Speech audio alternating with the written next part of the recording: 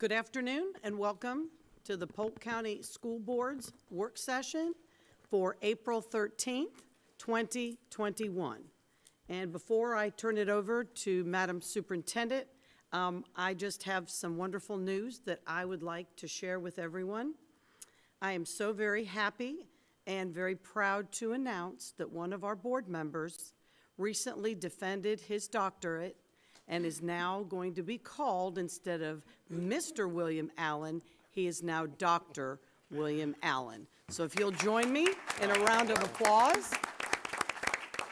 And I would like to ask Ms. Reynolds if she would lead us in a quick version of "For He's a Jolly Good Fellow" in recognition of Dr. Allen. Are we ready, girls? Come on. Ready. Ready, go. For he's a jolly good fellow, for he's a jolly good fellow, for he's a jolly good fellow, that which nobody can deny. Yay! Thank you. Congratulations, Dr. Allen, and continued success in your career, and we thank you for your talent and all that you do and bring to our school board. So we hope you'll be able to celebrate. I'm sure you already have with your family, and I just wanted to let you know how proud each of us are for this wonderful accomplishment. So many blessings and congratulations, Dr. Allen. Yay. Thank you. And at this time, I'd like to turn it over to Madam Superintendent, if you would like to go through our work session today. Thank you, and it's my pleasure. I'm glad you did not ask me to sing, because we will all be clear by now. But congratulations to you, Dr. Allen. Today, coming before you, we do have our our charter schools, and we have Ms. Mace that's going to come before us, as well as I know we have Ms. Amato, and that's going to be with her. You have the 5 that's going to come. They have had the complete review. She's going to present the information from the Charter Review Committee. You would then vote on these on the next board meeting items, but they're going to give you the recommendation that's going to go forward. I will turn it over to Ms. Amato and Ms. Mace at this time. The details in the evaluation forms. Even this year, I've even provided links so that you can actually go to the actual documents to see the material yourself. So it's going to be pretty fast. We'll have some time at the end, but a lot of information to cover in a short period of time.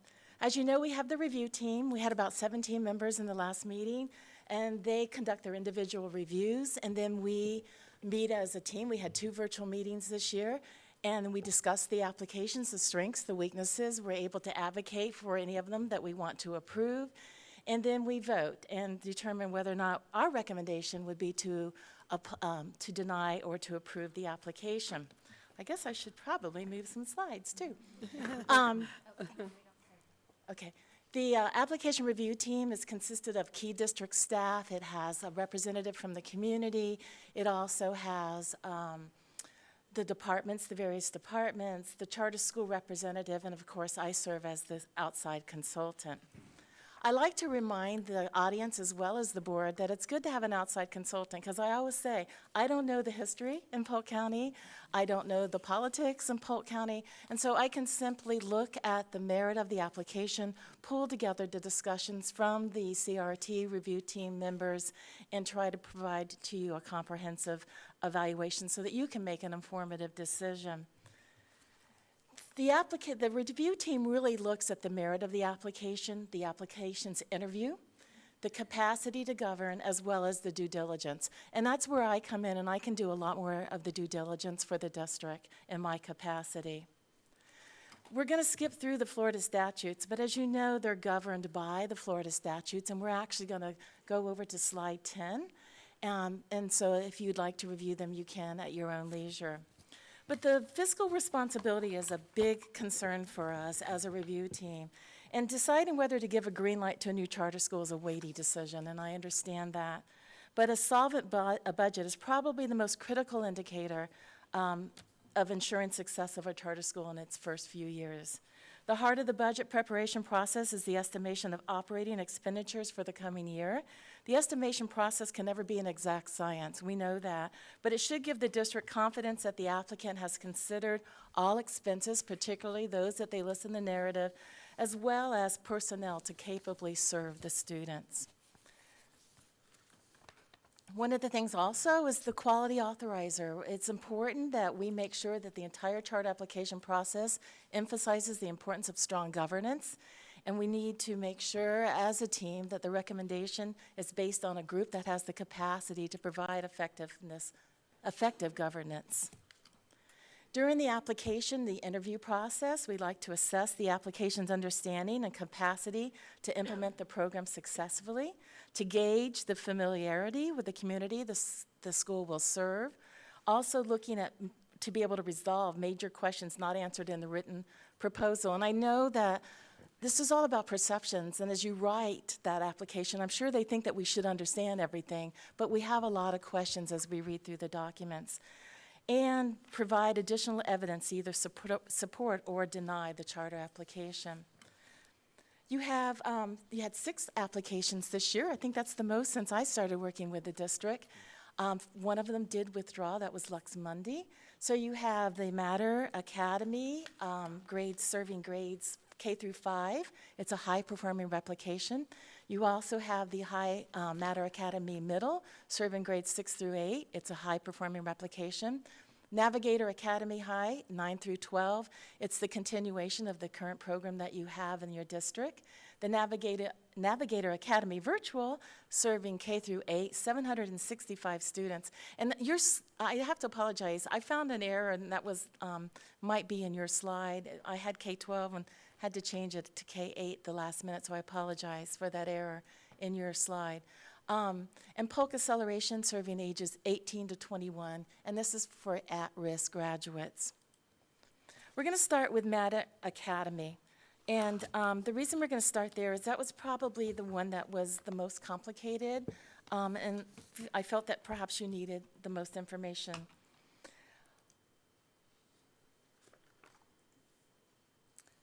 Before we get there, though, we're going to talk about the statutes, and I just have to remind the board that we have 2 high-performance charter applications, and those are guided by specific statutes. And so when you look at those statutes, you can only deny a high-performing charter application if the educational program does not substantially replicate the high-performing school, if it doesn't meet Section 9, which is the components of a charter application, if the applicant has made a material misrepresentation or false statement or concealed an essential or material factor in the application process or the educational program and financial management is not what it should be as they present that budget to us. When you look at the charter application on the material noncompliance, it has a definition. And it says a failure to follow requirements or a violation of prohibitions applicable to charter school applications, which failure is quantitatively or qualitatively significant, either individually or when aggregated with other noncompliance. That's hard to say all in one word, sentence, but that's what guides us as we look at the 2 Matter charter applications. The other thing that I want to let you aware of, and so that we have transparency in making this decision to help you make an informed decision. The Matter Academy schools have received a replication grant from the Department of Education. They received it in 2020. It is a 5-year grant. It is for $57+ million. In the first year of operation, they'll receive about $8.6 million. If you look at the screen, you can see some of the things that the grant pays for. And the project title is Promoting and Expanding Educational Opportunities for Underserved Students. I have provided you the link so that you can actually go and look at that grant. The grant stipulates, however, this is important probably for you to understand, that it will have 4 charter schools in the Polk County area. They are looking at implementing 2 K-8, 1 6-8, 1 9-12. So that is part of the DOE replication grant to have 4 new charter schools in Polk County. They're submitting to you an elementary and middle at this time, and during the capacity interview, they said, don't be surprised, you will be getting a high school application. One of the things that this does is it does provide a lot of money for them for textbooks, computer technology, those kind of things. But as Ms. Candy reminded me, this is non-recurring funding, so it might help them initially, but this is not something that will, and I think there's over 30 schools that will be receiving funds from this grant. So as we look at Matter Academy Middle School, we know that it is replicating a school in Miami-Dade. The school is Matter Academy Bay. When you look that school up, it will take you to a website called the Cutler Bay website, Cutler Bay Charter Schools. There are 3 charter schools in that one facility. Elementary opened in 2016, a middle in 2017, and a high school in 2019. The 2 applicants, the Matter applicants, are preparing to share a facility here in Brevard County. I do that every year. That's where I do that every year. I'm so sorry. I spent 35 years of my life there. I apologize. In Polk County, I wasn't going to do it this year either. So they're going to co-locate some schools in your district. The capacity, at the interview, they said that their middle schools were A schools. And a survey in 2020, Survey 2, said that the Matter Academy Bay School had 438 students. They are projecting to open up the middle school first year with 154 students.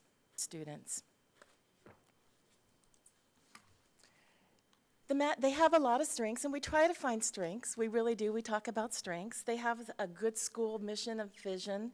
They have a Matter, they call things doing it the Matter way, which proclaims the belief that all students can learn if given the opportunity and provided the right support. They have an established food service program, which is difficult for a lot of new charter schools. They have a good student recruitment plan. They have a clear description of how to manage their finances. They have a really good mentor principal program that they are very proud of, and they talked a lot about during the capacity interview.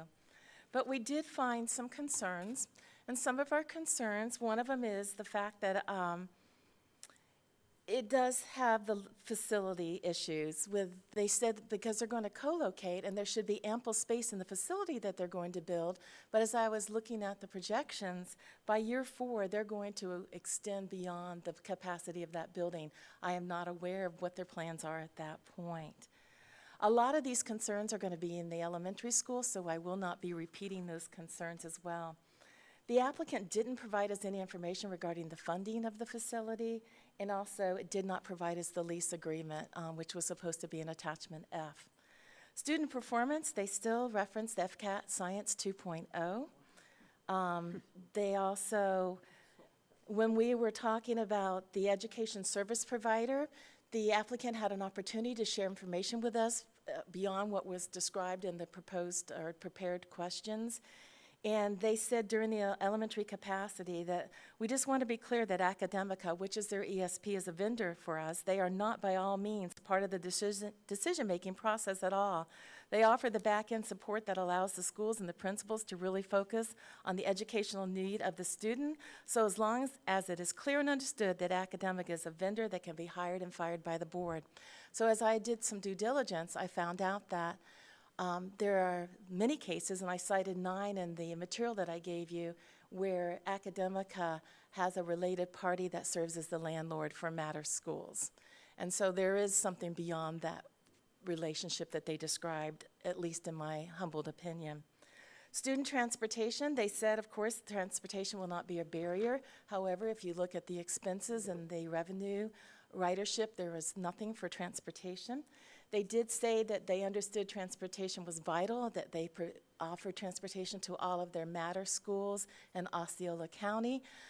Conducting due diligence, they do provide transportation for all but the high school. There is nothing in the high school for revenues or expenditures for transportation. They also stated during the applicant interview, the capacity interview, that they would buy or purchase a bus with the replication grant, the DOE replication grant, reviewing that grant, both the narrative and the budget. They are not purchasing a bus. That is not an allowable expense, so they will not be able to do that. They also said they would purchase the bus and maintain it, of course, with funding from the charter revenue, And there's nothing in the budget to show that they would even have any line item to maintain a bus. So consequently, that would impact their budget either way, with having to contract with an organization or purchase a bus from a different vendor. The management and staffing, I'm going to take you to the next slide. For the middle school, I think this was really concerning for the CRT. The middle school is proposing an application with a total of 8 employees, 7 classroom teachers, and a half of a principal unit position. That's all they are proposing in this application. The screen in front of you shows you what we perceive to be shared positions with the elementary school. So that was problematic for the CRT, that they would only have 7 teachers and a half of an assistant principal. Also, before I get to this slide, reading the replication grant, it states that they will have a principal and an administrative assistant hired the year before the grant starts or the school opens, and they're not in compliance with the grant because they're only looking at 0.5 principal position for all of the years, and they're looking at a 0.5 administrative assistant for year 2 and a full administrative assistants in years 2 through 5. So that was problematic that they were not meeting the criteria that is stipulated in that grant. Okay, impacting the revenue. Revenue sources.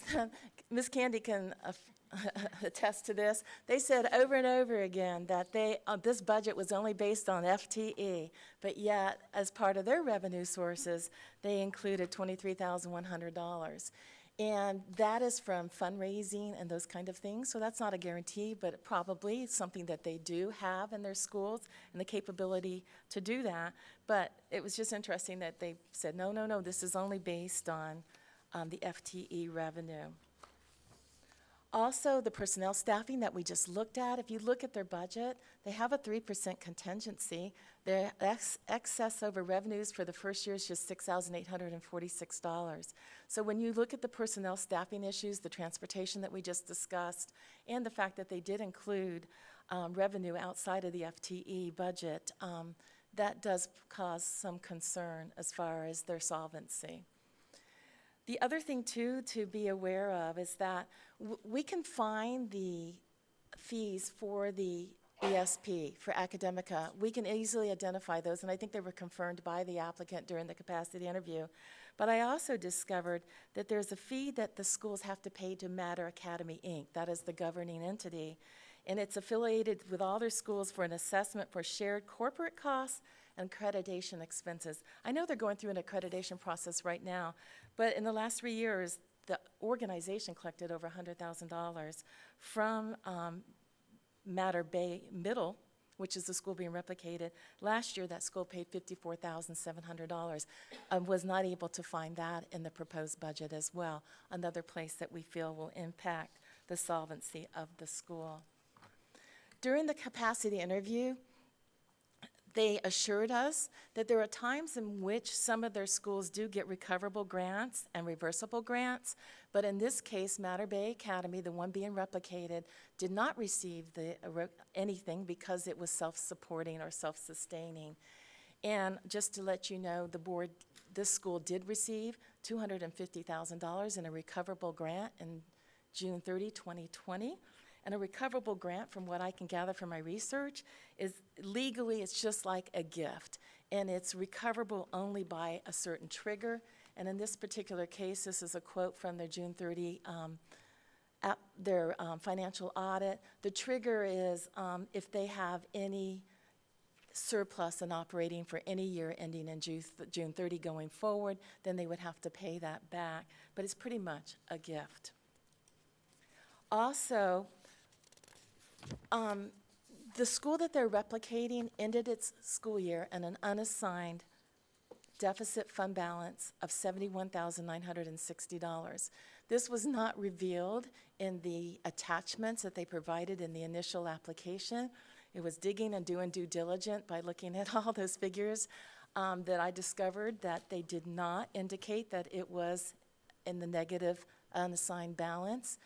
At the capacity interview, they said it was a Scrivener's error, which means that you just simply forget the negative sign. We did give them the opportunity to correct the documents. It's an attachment that they have to, it's required by the application. They did send back the application with the corrected figure. There was another school also that had a negative fund balance that was not demonstrated in the initial paperwork. They corrected that as well. So there were a total of 3 schools that, within the Matter school system, that had a negative unassigned fund balance. Also, doing some due diligence, I just wanted to bring to your attention that there was some other support provided to the school being replicated. If you look at the bottom, looking at year 2017-2018, that year, the school received $200,000 in a long-term, non-interest-bearing advance. And if you look at the following 2019, year ending June 30, it received an additional $350,000 in long-term non-bearing interest loan. The year ending June 30, 2020, the school did give an advance to the Matter Academy Bay High School, which is also located in the same facility. And the next year, last year, ending June 30, 2020, it did pay back the $550,000 that it had gotten from previous loans. The reason that this is kind of important is that this is a picture of what their financial audit looked like for the year ending June 30, 2020. And if you can see, they started with a healthy fund balance of $349,000. And when we were, during the capacity interview, the person we assumed was the financial person, it was hard to see because we were on Zoom, they said that, well, you know, the school is still in good shape because it had $241,000 in equity. But the application itself asks for unassigned fund balance because the unassigned fund balance gives you a picture of what the school has to spend at the end of the year. I have a lot of equity in my house or whatever, but I don't have that money to spend. And that's why I think the DOE asked for unassigned fund balances. They told us that the $600,000 that you see, when we talked to them about what happened, they pretty much said that that school had a lot of cost in preparing the facility, and that $600,000 was pretty much spent for the purpose of capital, of trying to make improvements, and that the school proposed in Polk County would not have that because it will be a new facility. But I couldn't figure that out by just what we had, but I can show you that there was a $600,000 difference, but the difference was because they were paying back loans. And as a result, it left them with a negative $71,960 unassigned fund balance. I do need to let you know that the Matter Academy, Inc. is a pretty substantial organization. During the, let's see how many years I have here. From 2017 to 2020, they've given over $8 million to the 3 schools, the 3 base schools. $2 million was in recoverable grants, and about $5.5 million was in long-term non-interest bearing. So it is a company that is capable of doing that, and I just need to let you know that. That's your decision whether you see that as a positive or a negative. But the school was not sustaining based just on the FTE funds that it was receiving additional help. And even with that additional help, ended with a negative unassigned fund balance. I'm not going to, we're going to skip through these slides, but I just wanted to show you. I told you that they didn't report all of the information correctly. The yellow are where they showed that they were a positive fund balance and they were actually a negative. Also going through, and I have all of the financial reviews, and I've given them to you as links in your document so that you can go to them. But what I also found is that they didn't report the 2017 and the 2016 unassigned balances from most of the other schools. I think it was 66% of them were not reported accurately. And what they said, it was just a misunderstanding of the placement of the columns.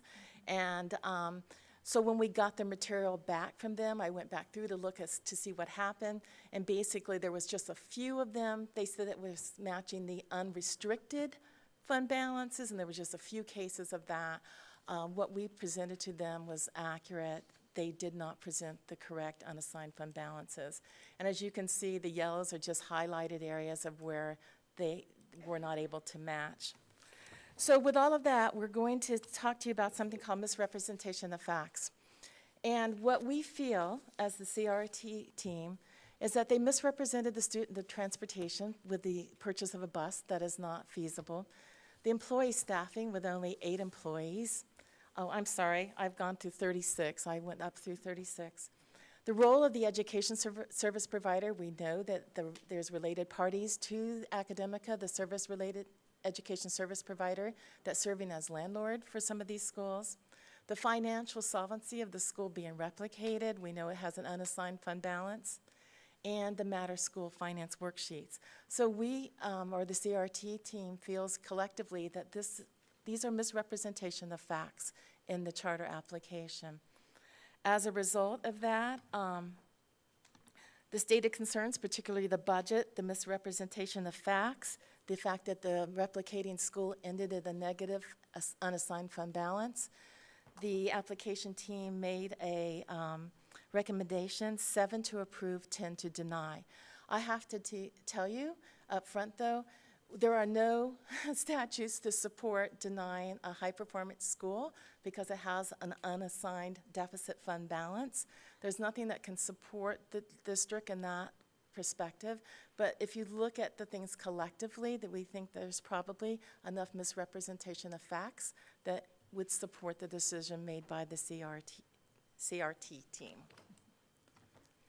Okay, so the recommendation was to deny the charter application. I'm not going to go through as much from now on, but that was the most difficult application to present to you today. The elementary is going to represent Mount Sinai.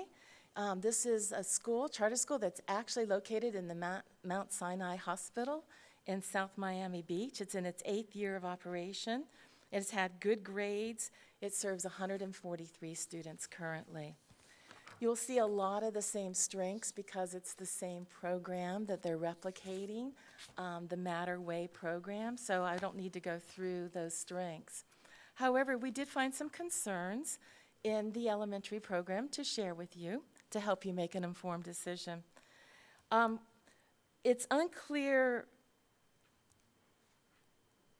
It was really puzzling to the team because during the, if you read the application, they're saying they're going to implement the district's reading plan, and we weren't clear why you would need to do that if you're already replicating a high-performing school.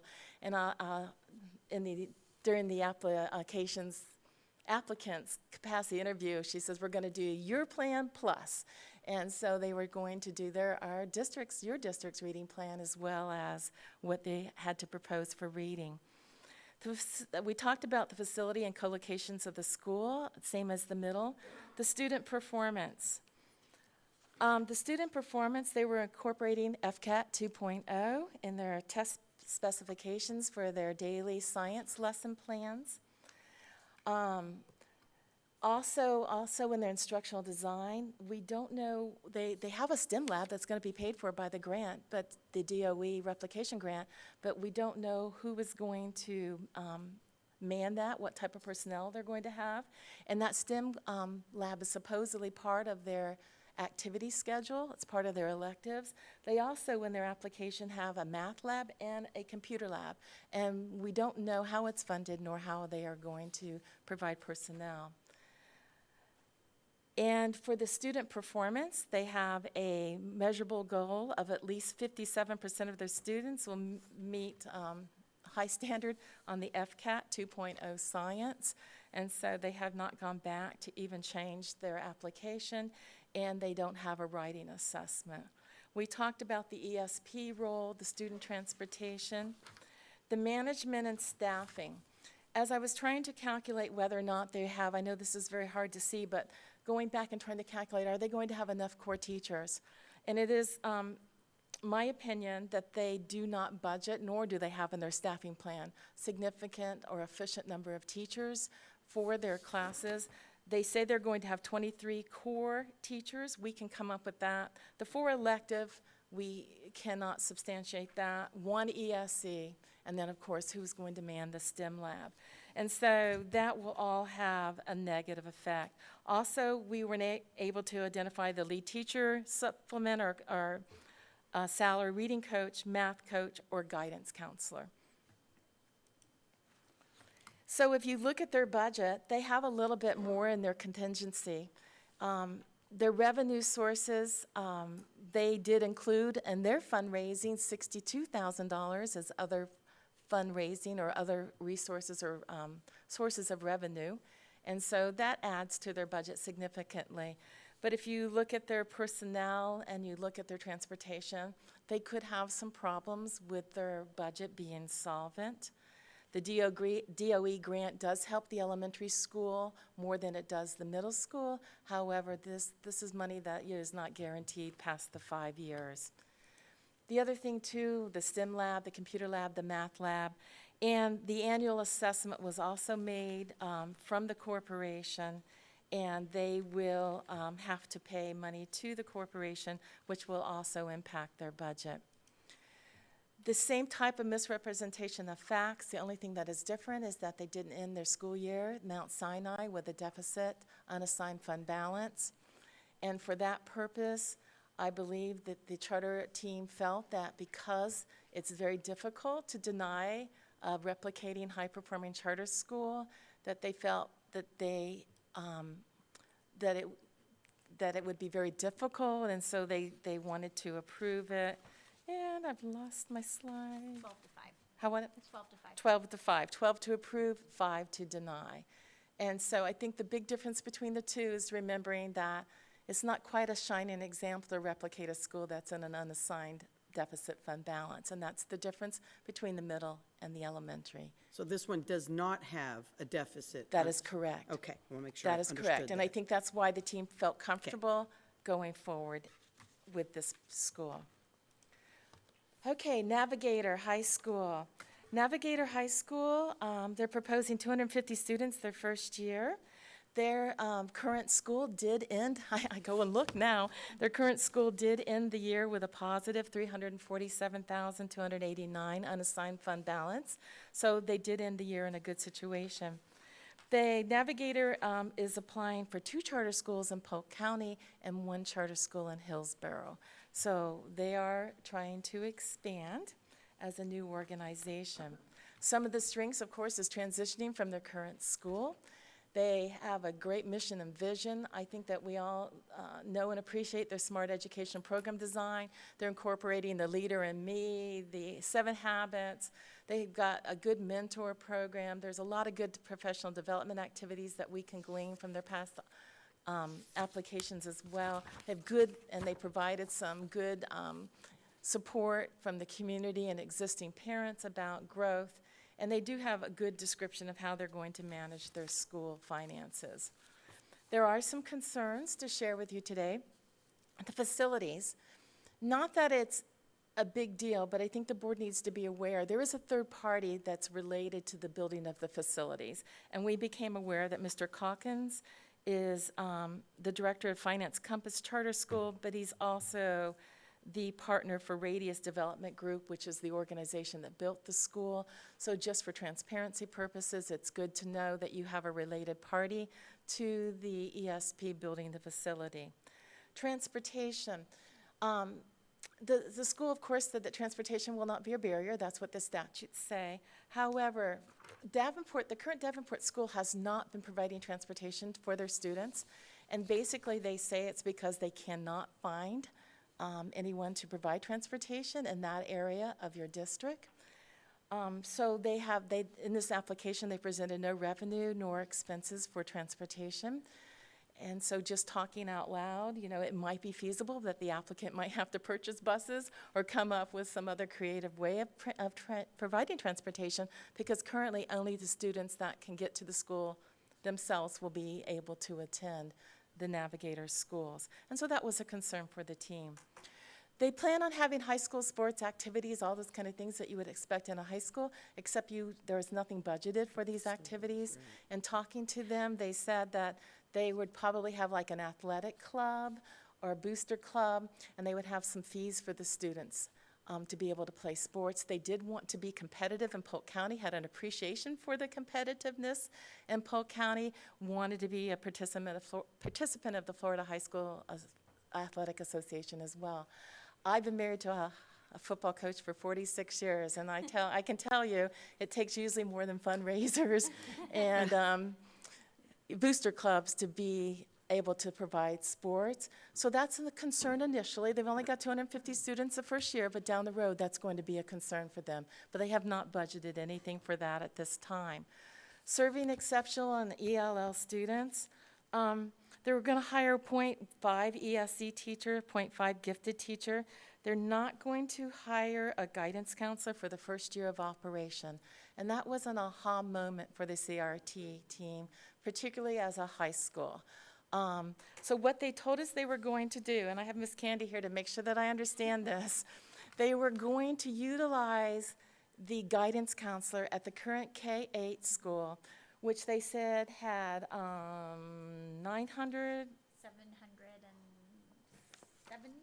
students, and then they were going to add 250. So it was going to be over 1,000 students that this one guidance counselor would be able to serve.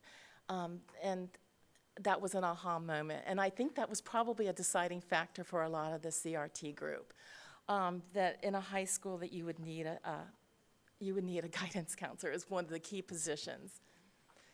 The other thing, too, is the capacity. Also, and they shared that they thought they had that the ESC teacher, the .5 unit, would be enough for the 30 students, let's say, because in high school they not necessarily would have to have a lot of services, and that they felt that their contracted services would be able to support that. However, they only budgeted a little over $9,000 for support services. And so there's some issues with their ESC, and we'll just leave it at that. The other thing on the English language learners, they have a repeated concern here. They're still using a kindergarten screening tool to screen their children for ELL, and that was a repeated concern, and we made them aware of that last application, but that was repeated. Governance, the capacity to govern, the board is currently composed of 3 members, and the board intends to add at least 2 members for a total of 5 members, or add 4 members for a total of 7 members. That's the exact language that we found in the 2019 and 2017 application, but yet they only have 3 board members. So they have not expanded, despite the fact that they said that they would.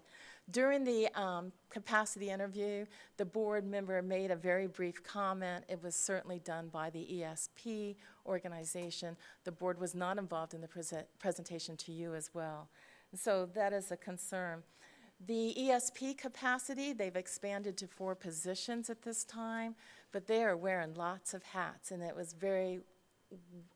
easily to decipher that they are going in lots of different directions. They do want to expand. They told us that at the capacity interview, and but at this point they've got 4 people in their organization, and they could have possibly 5 schools with the opening of 3 new schools, the existing 2. So the capacity for the ESP is a concern as well. The management and staffing, we talked a little bit about the staffing already, and we'll get into a little bit more information about the budget. The guidance counselor, just want to go over that briefly again. That was an aha moment. I think that was a determining factor. Is that something they can resolve? Absolutely.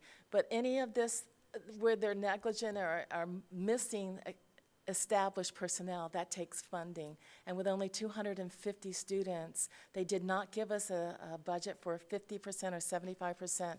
So if you don't come in at 250, you're at limited revenue anyway. So when you're looking at trying to remedy some of these things, just remember that the budget does come into play.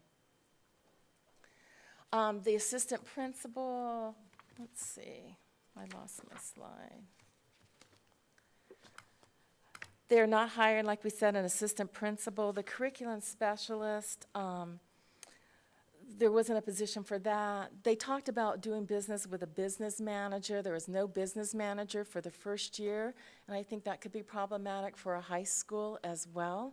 And we talked to you about the ESE and the gifted, the fact that the staffing plan has 0.5 ESE teacher and 0.5 gifted teacher. So just looking at those things, the revenue sources, the personnel, the transportation, the high school sports, those all have the potential to have an impact to their budget in a negative way. One of the things I also have to make you aware of is that they made an error during their presentation of their budget. They are counting wholeheartedly on a $350,000 startup grant. And in that startup grant, $123,000 of it will come from Melissa Aguilar from the ESP, who's taken out a personal loan, and this is money that she can get. $150,000 of it is coming from the organization, the governing board. And then there's $77,000 that we asked, and they did say that was just from investors, unknown investors to us. They were not able to give us any specifics. So they're counting heavily on that $350,000 to get them started. But as they presented a budget, they gave us a startup budget, that's the top part of the slide, and it has a total operating expenses of $122,748 with a fund balance of $227,252. But as they transferred that over to the budget for us to look at, they told us that in that budget they would have a carry forward of $316,000. And that's a difference of $88,906 that they were not able to carry forward in their budget. So when you look at, here's what their budget looks like, just so that you can get an idea. They do have some built-in reserve funds. They have $41,000 for the first year. They do have some cash balance available. And so then as you're making your decision, you'll just have to think about, will those issues that we brought to your attention, how will they impact the budget? And that will help you with your informed decision. So the CR team recommendation for the Navigator High School is approved for deny 13.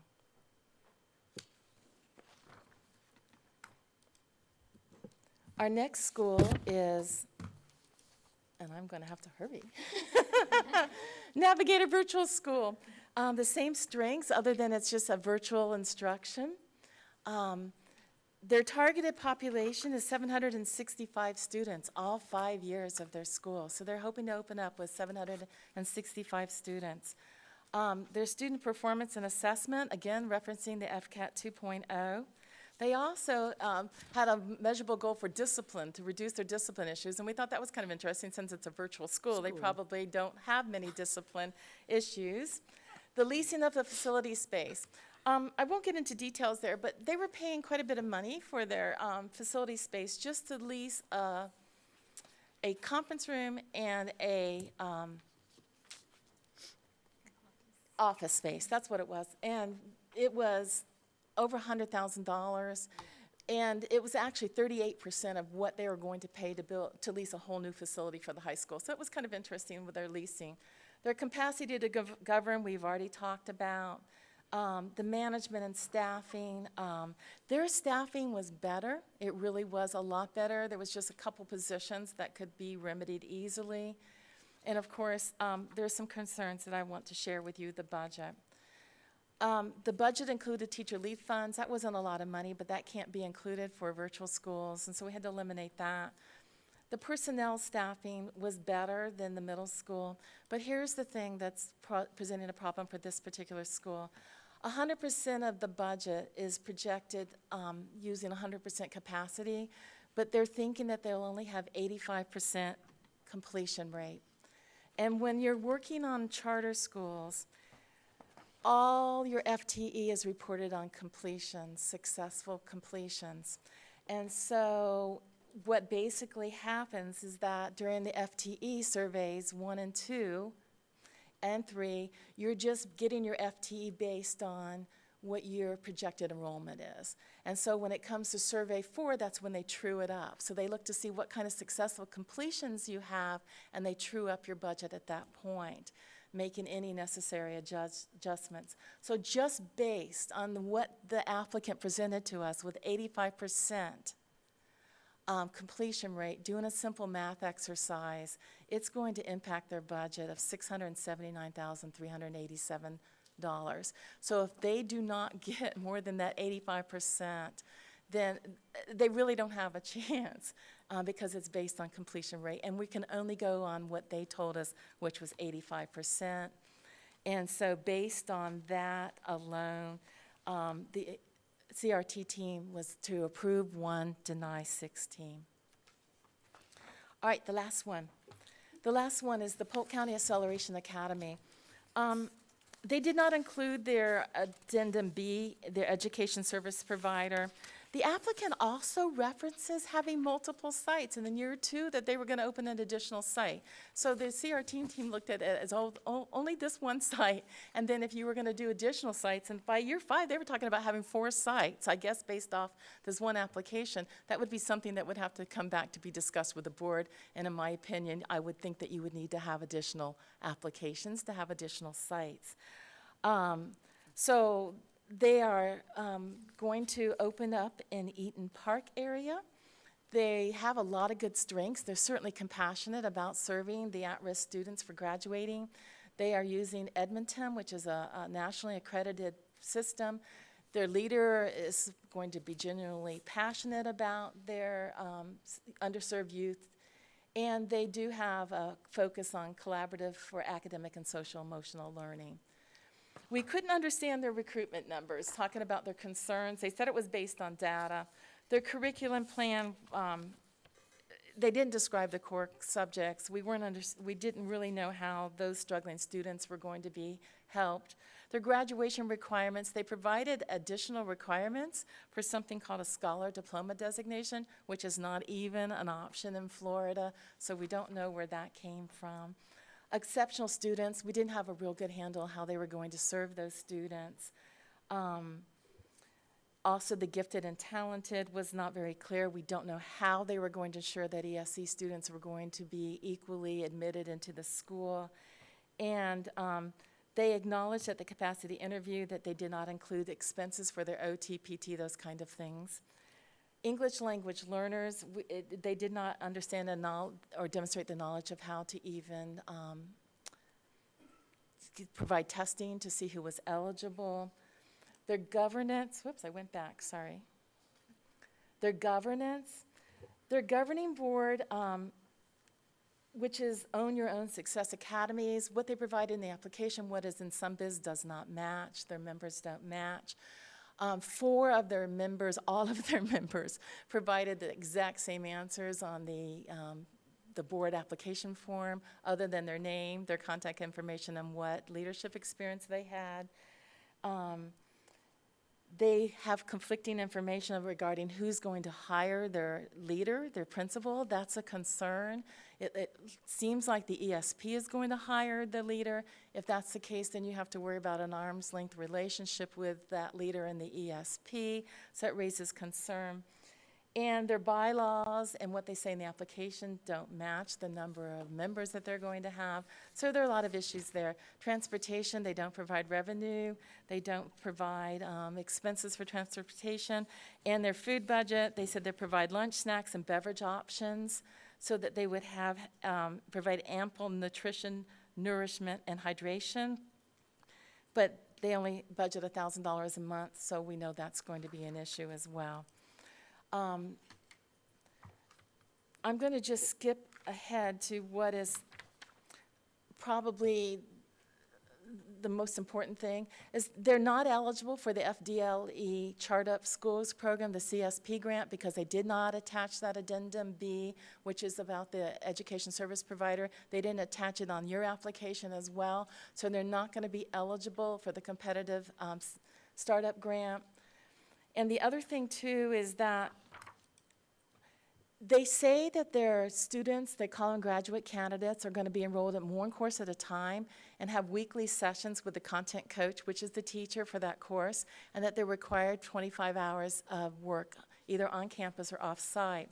So when you look at the FLDOE full-time equivalent general instructions for 2021, the amount of FTE reported for a blended learning course should be reflective of the student's schedule. The total FTE reported for a full-year blended learning course should not exceed 1/6 FTE for surveys 2 and 3 combined, and semester-long courses should not be reported with more than 1/12. So the way that they present their students taking one course at a time, we interpret that as that they are not going to generate enough revenue, that they will not earn their full FTE.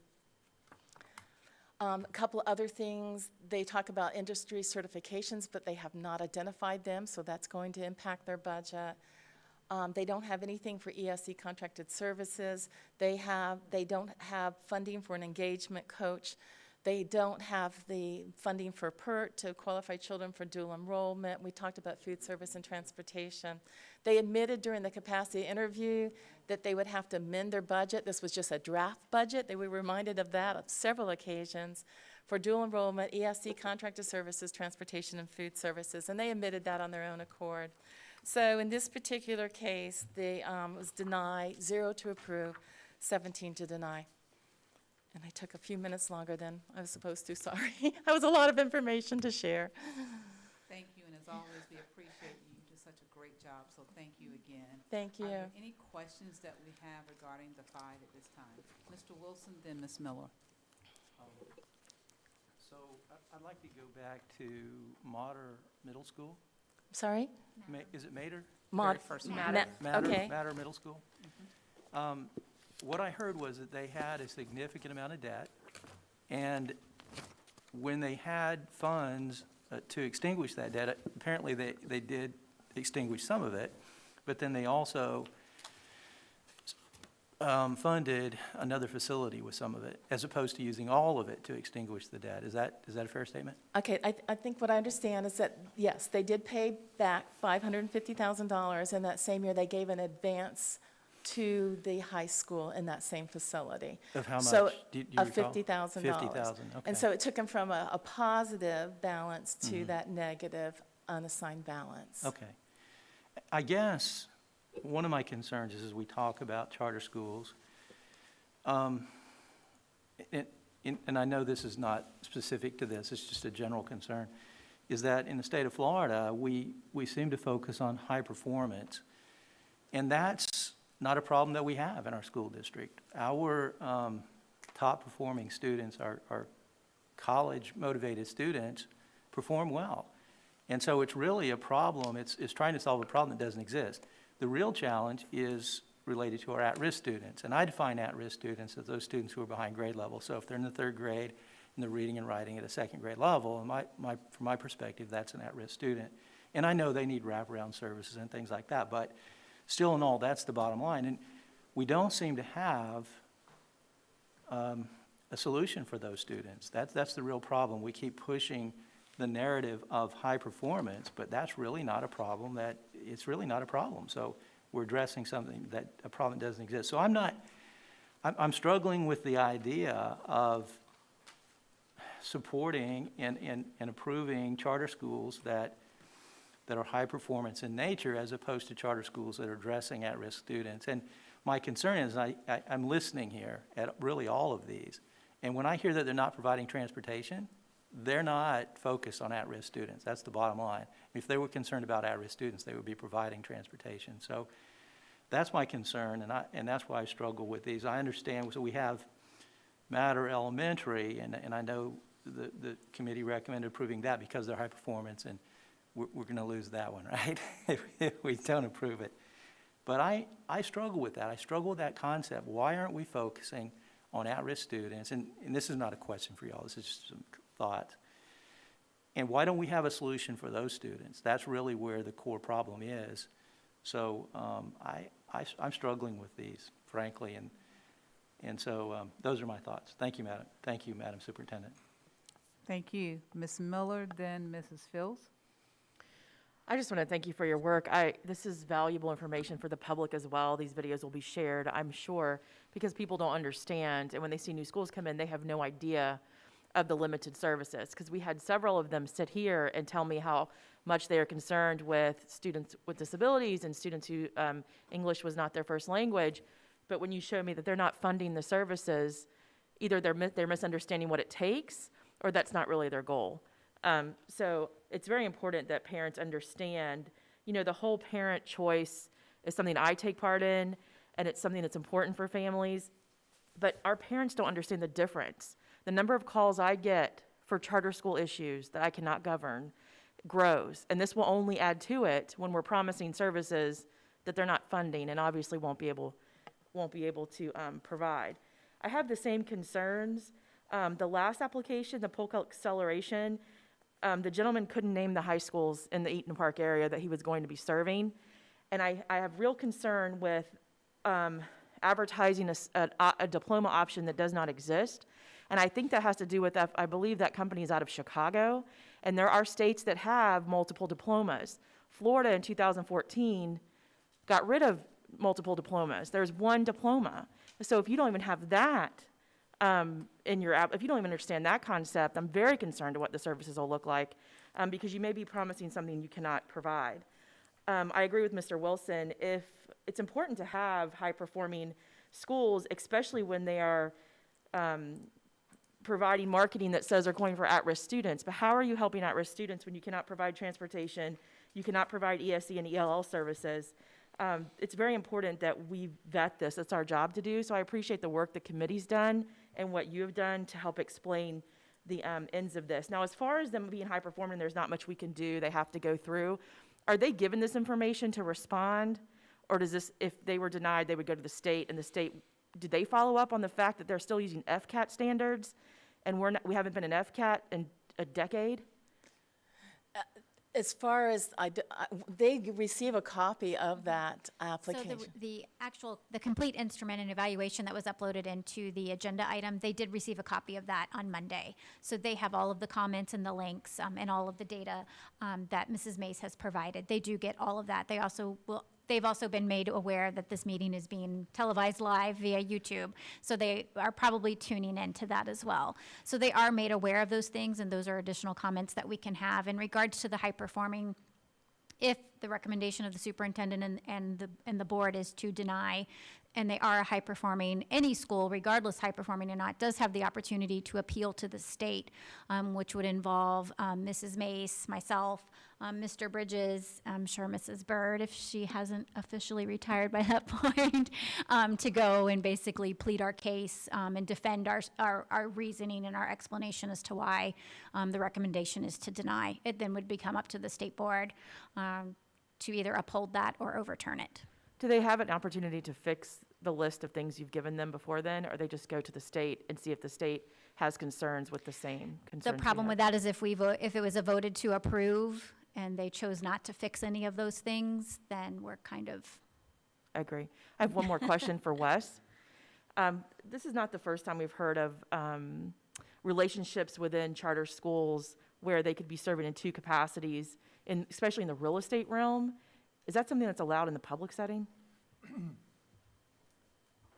You mean in terms of, is it allowed to have a conversation about it here in public, or what do you? No, right now, can the district, people that work for the district, open companies to sell us real estate? Oh, I got you. No, the ethics statute prohibits employees from selling to their agency for public agencies. Now, if we're talking about 501c3 companies that are not public agencies, rules may be different for them. But there are certainly circumstances out there. There are certainly companies out there that are in this business of running charter schools, operating charter schools on behalf of governing boards, providing educational services to them, and others that are related to them that are in the business of real estate. There are an awful lot of charter school companies that are either in the business of real estate or partially in the business of real estate. You look at that critically, but it is not necessarily disqualifying on its face. I am also in the business of real estate, so I will encourage one of my family members to open a nonprofit and suggest land for us to buy. Thank you. Not us. Charter schools. Charter is public, right? No, it's a different animal. I understand that. I don't think the public understands that. Yeah. Thank you, Wes. Yes, ma'am. Thank you. Now we have Ms. Fields, then followed by Ms. Fortney. First of all, I want to thank you all for your work. As Ms. Miller just said, I know that it's a heavy lift. I've been on the board for a minute now, and I'm very disappointed in the quality of the applications that's before us this time. I don't ever remember seeing as many concerns, which is very troubling, because I'm sure that they've had an opportunity to meet with staff. I'm sure that they've had an opportunity to present questions to make sure that they are in compliance. And I think the biggest factor is referencing FCAT. I mean, how ridiculous is that? They don't even know that that's no longer relevant. And I think that they need to understand that we have high-quality staff. We have you that we've consulted with, and that we are not going to just accept anything. And so I want to thank you all for doing that. And also, with the high-performing issue, making sure that there are reasons why. There's not just one specific reason. You've got like 4 or 5 different things that they're not in compliance with, so that when it goes before the state or whoever, then they can look at that and just say, this is not anything that you just haphazardly did, that you did your homework. So again, thank you to you and to the committee and to everyone that was involved in presenting us with the facts, so we can make the best decision that we can make for our students. I think this year adding the links as well, you can go right to it. It took me 20 years to figure that out, but seriously, 20 years. But you can go right to that document now and see it for your own eyes. And of course, during all of the documents, we try to quote exactly what the applicants say, so that you can see what is coming right from that application. So thank you very much. You're welcome. And the team's great to work with. I love working with the team in Polk County. Yes, Great ma'am. team. Ms. Fortney? Yeah, I so appreciate what my fellow board members said, and I've only been on the board a half a minute, and I felt like, our team in place, and I'll vote whatever you recommend, period, because that is your job, and that is what I depend on you doing, and I can't see a reason not to support you and the committee in an official vote, and I'm willing to go to Tallahassee with you. Thank you. We have Ms. Cunningham, then Mr. Miller. Dr. Miller. I'm sorry, I said Miller. Yes, What you am I said thinking? Miller. Dr. Allen. Okay. Thank you, Madam Chair. I just want to take a few minutes, because time is of the essence, and just thank you, Mrs. Mace, for all of the work that you continually do for us. Every year you go through these reviews with a fine tooth and comb, along with Ms. Amato and along with our charter review team, which are dedicated volunteers in the community that work with you. And the degree to which you analyze each one of these and the information that you have presented today is so well vetted. It is unbelievable. Every year I get more and more impressed, and now that we have links that we can take a look at, quite frankly, if there's further questions, that's just really wonderful in today's day and age. So thank you so much. I appreciate it, to the charter review team. There's a lot here to ponder, and a lot, but it's very important material when people don't represent what they actually look like, and have misspellings and miserrors that are in financial forms, and then they imply that they didn't know that it was a positive instead of a negative. I mean, those are huge concerns to me overall, amongst everything else: transportation, ESC, ELL, the budget, just the whole thing. So I just want to thank you for doing your due diligence, and it's wonderful that you are an outside entity, so that you don't have any affiliation with anyone in the county, and you can truly look at it on its own merit and provide your recommendations with the charter review team to us. So thank you very much. You're welcome. Thank you, Madam Superintendent. Thank you. Dr. Allen. That sounds really good. Oh, my goodness. Very humbling. Yeah, thank you. This has been an incredible experience. I think, again, the general public, there is this perception that we just flippantly approve charter schools, nonprofit charter schools. And to me, this demonstrates the thorough research that's being done to help us make a wise decision. So thank you, first of all, for that. On slide 31, if there's a chance, I do have a question because it is very clear. I think the committee, again, the 17-member committee review process, that's very affirming for me in particular as I'm looking at the way that they are judging this material as well. There's some very clear distinctives here in regards to which ones should not be approved in recommendation from the committee. The one that was the closest would have been the matter middle. We're looking at a 7 to 10 split. I was curious on that slide 31, you've got highlighted there the Matter Academy Bay High School, or middle high school. And we're building the supposition that that one is the one that's being considered the model that they're replicating. Is that correct? Yes, the Yep. Academy Bay Middle, yes. Okay. So did they choose that one particular middle as the replicator, or did we, in assessing that one as the replicator? And the question being, because there's 5 other middle schools within that list that they're looking at, for example, Matter Academy Charter Middle School. They've got a $2.7 million unassigned fund balance, which is in the positive, as well as the East Charter, that's $368,000. Lakes Middle, that's $2.8 million in the positive in regards to unassigned fund balance. So my question is, we're building the supposition to judge that on that one particular school? Yeah, the statutes designate what a high-performing charter school looks like, and they get a letter from the Florida Department of Education deeming them a high-performance school.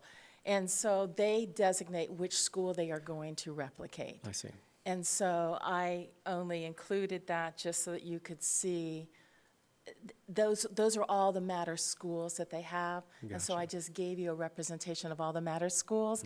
I was not able to do the due diligence on all of the schools that Academica has as an ESP provider.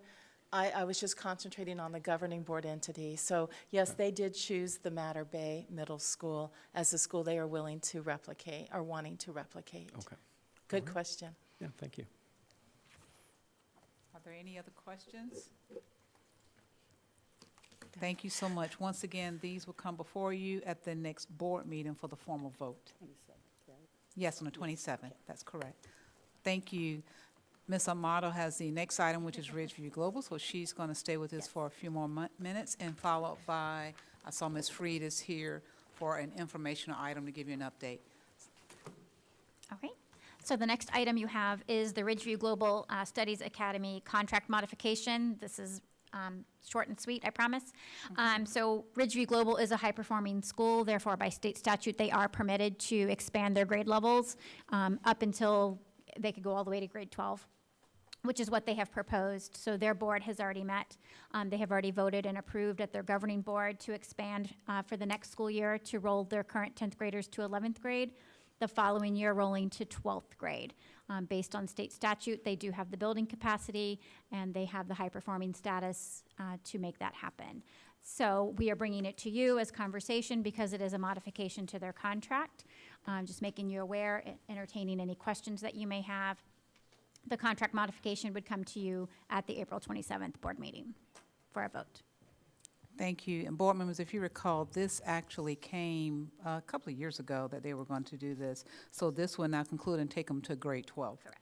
Are there any questions? Okay, seeing none, thank you for that. The next item that you have coming before you, and I saw Ms. Reed in the back, is the COLA funds. Hey. And it's an increase. This is good news.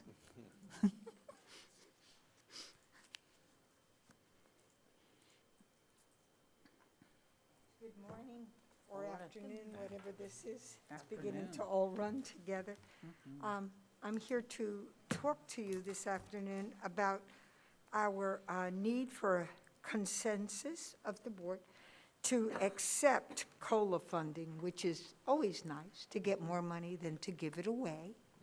So we have an opportunity to receive an additional $102,200 from the Agency of Children and Family in Washington, D.C. for our Head Start program.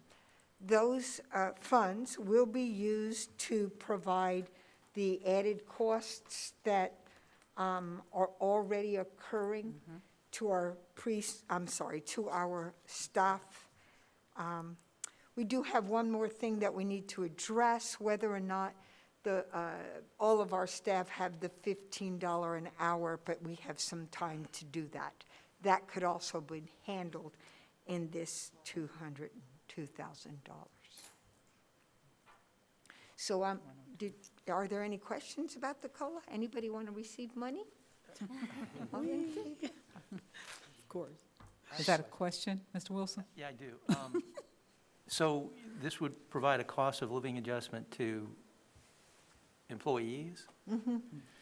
Actually, what it does, Head Start regular dollars had to absorb the added costs that came from our higher insurance rates and those kinds of things. So these funds will, in essence, pay for that cost, so our general funds for Head Start will not be negatively impacted. Oh, I'm for that. I think we all are.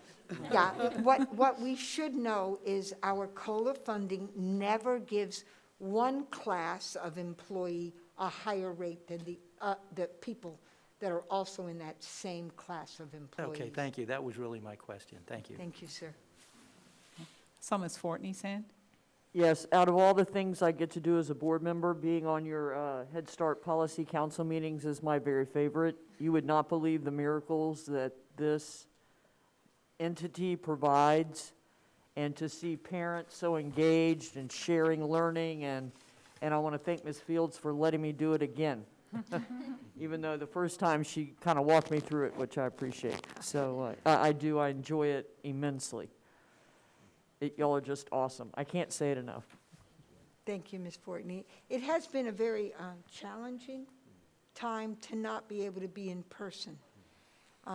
As you well know, relationships are extremely important when we're dealing with young children. So our Zoom meetings and the like have been a negative, but we are getting through it all, you know. And I want to say that one of the highlights of our year has been Carrie's engagement in chats with parents. And so if you ever want to look at those chats with parents, they're fabulous. They are really growing. And that's a positive that's come out of it, right there. Yes. So, Yes. So what we know is no matter how we serve the child, we need to keep the child first and foremost. And when we do, positive outcomes occur. awesome, yeah. Thank you. Are there any other questions? Okay. You had them. Well, no, you haven't finished the request, so I'll be quiet until you do that. Thank you, Okay. ma'am. Do you have any other comments, Ms. Reed? I do, but it's a separate request. Oh, okay. Okay, we also need to request a revision to the request you approved last time we were here. Yesterday, at around 1 or 2 o'clock, we were called to a special meeting, and thankfully Heather Jenkins was able to be with us. Head Start has given us an additional date for the no-cost extension. Last time we were together, you approved, or you brought to the board, I requested consensus from the board to approve a September 30 cut date for expenditure of COVID relief funds. Yesterday, they said we could extend that through December. And knowing school board and processes, I'm going to ask you to approve that extension. The funds right now stand at around $500,000. We are looking at bids for shade and other kinds of activities, as well as a lot of technology kinds of things. And of course, we still don't know what school will look like in 21, 22. So we need to reserve some of those funds for that. So today, I'm here to request a consensus from the board to revise the date, only the date, from September to December, September 30 to December 30. You just need consensus on that? Just consensus, Okay, yes, do we have a ma'am. consensus for the board? Everybody raise their hand? You have consensus, now it'll be in December. Excellent. Thank you. And then the COLA funds, consensus as well to receive? Yes. Thank you. I We think you heard really that like getting overwhelmingly. new They're money. excited. Great. Thank you both for what you're doing for our babies out there. We appreciate you. Thank you. Thank you. Thank you. At this time, Madam Chair, that concludes our items. We can take would you like a 10-minute break? Well, I'd like to say it's 2:15, let's meet back at 2:30. Can we do Okay. that, 15 minutes? Give everybody a chance to. Thank you. All right, so we will reconvene the rest of the work session at 2:30. Thank you.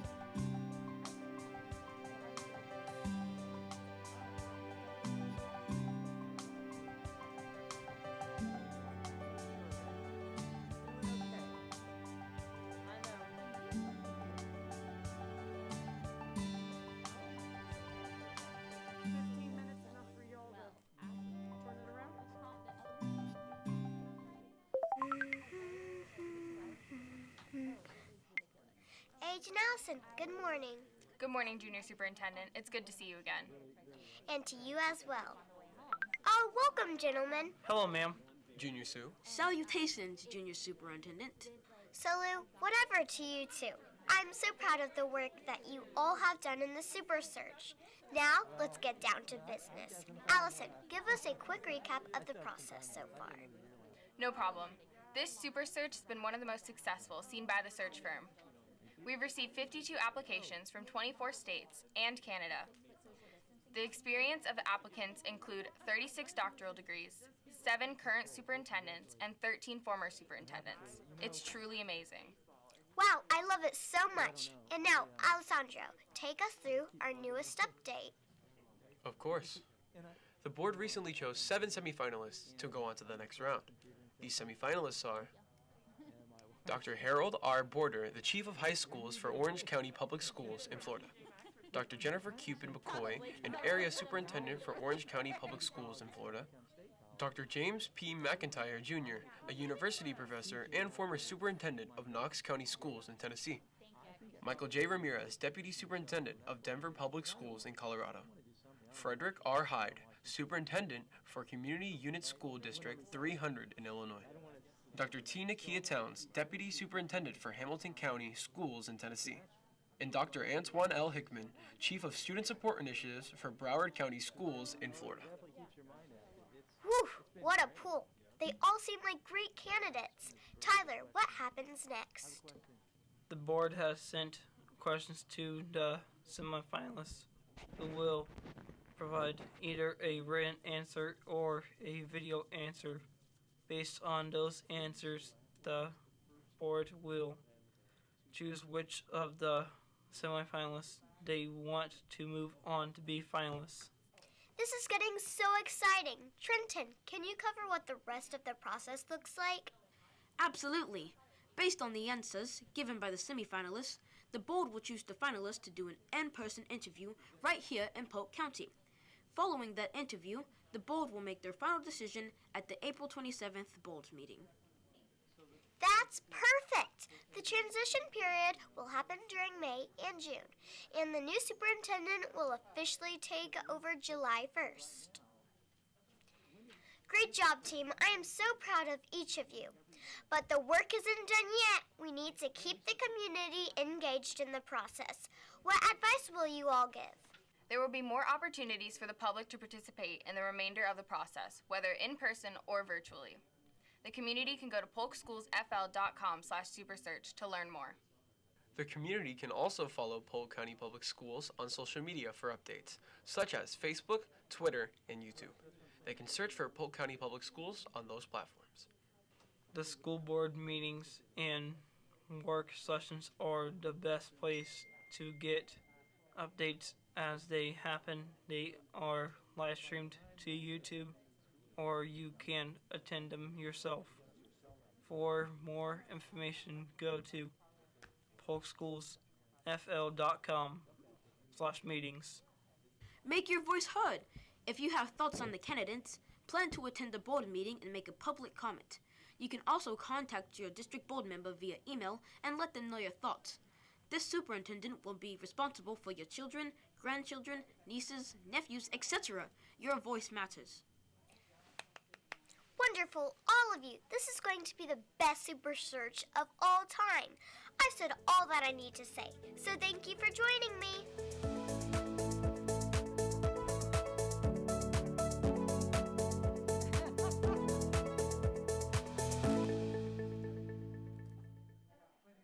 Awesome.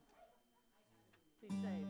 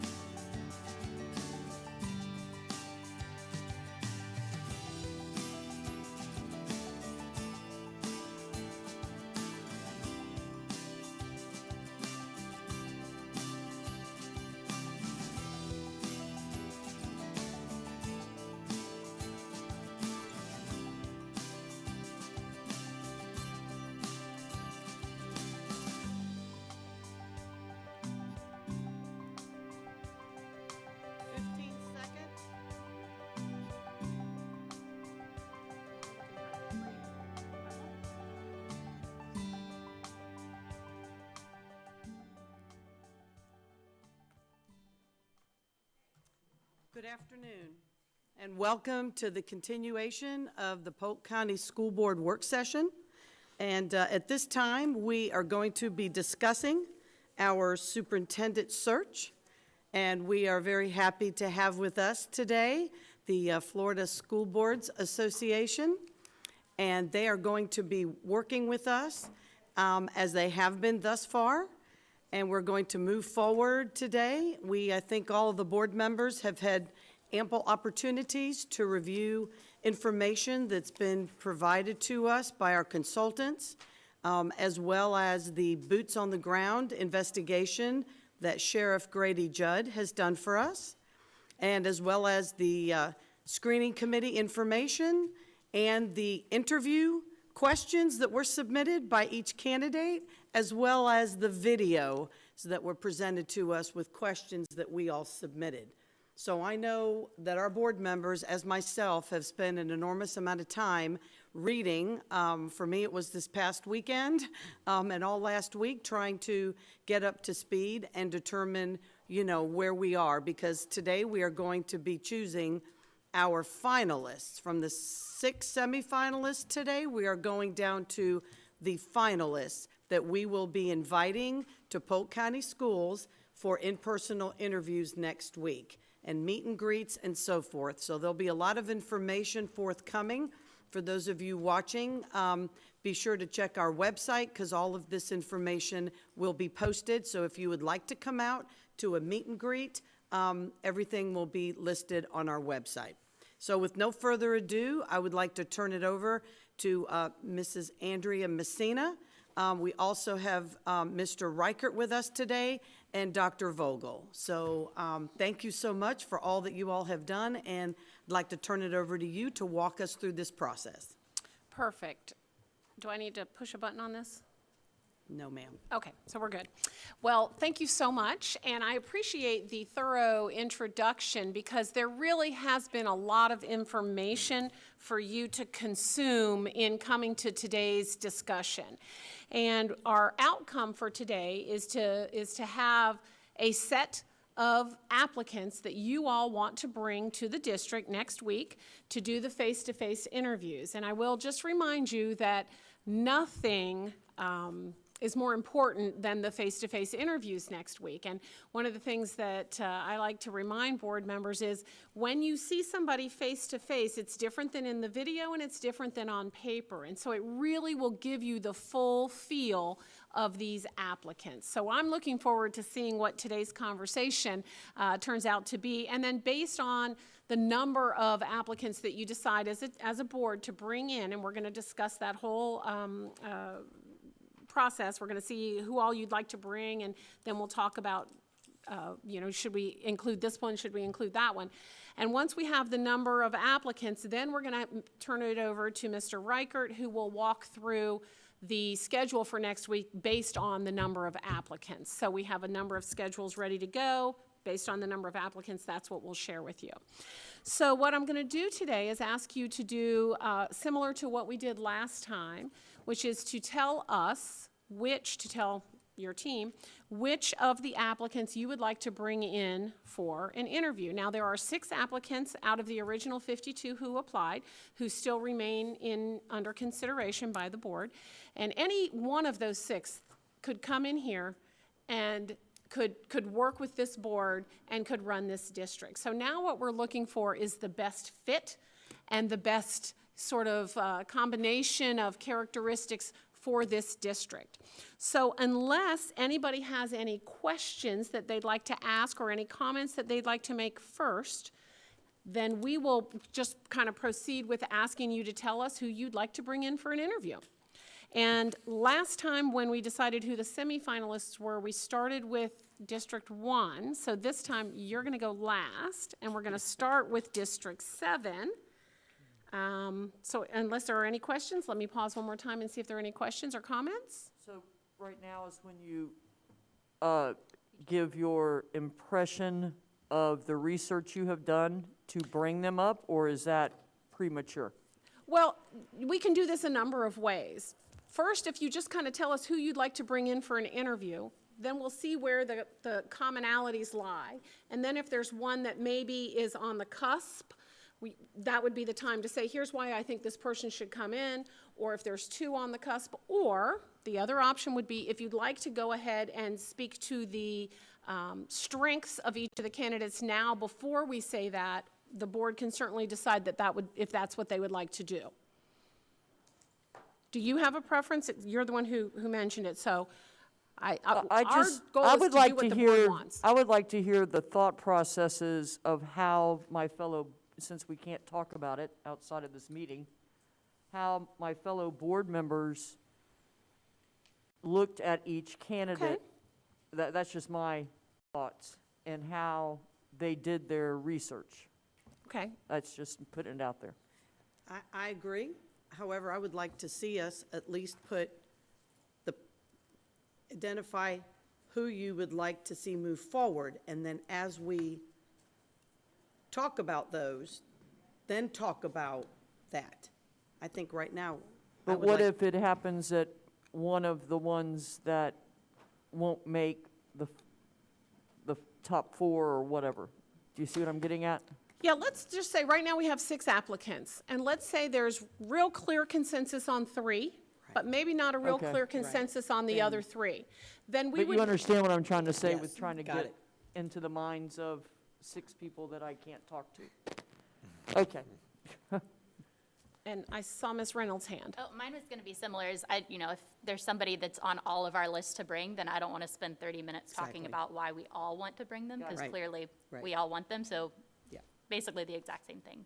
But you guys were I saying. do encourage the board to really listen with an open mind to what your peers on the board say, because there may be something in an applicant that you might not have seen, or something that one board member saw that maybe you missed. And so there is an argument to be made for bringing in people that you might not have originally thought of, but that if there is a majority of the board or others that for some reason want to bring somebody in, it's worth discussing whether or not that person should come in for an interview. And again, I say, we're not asking for priority order at all, because we really want you to kind of keep a pool of candidates as options, so that when they come in, gosh, there's 3 or 4 or 5 people that I could go with any one of them, so that then at those interviews next week, you can get the real feel and be open-minded towards all of them.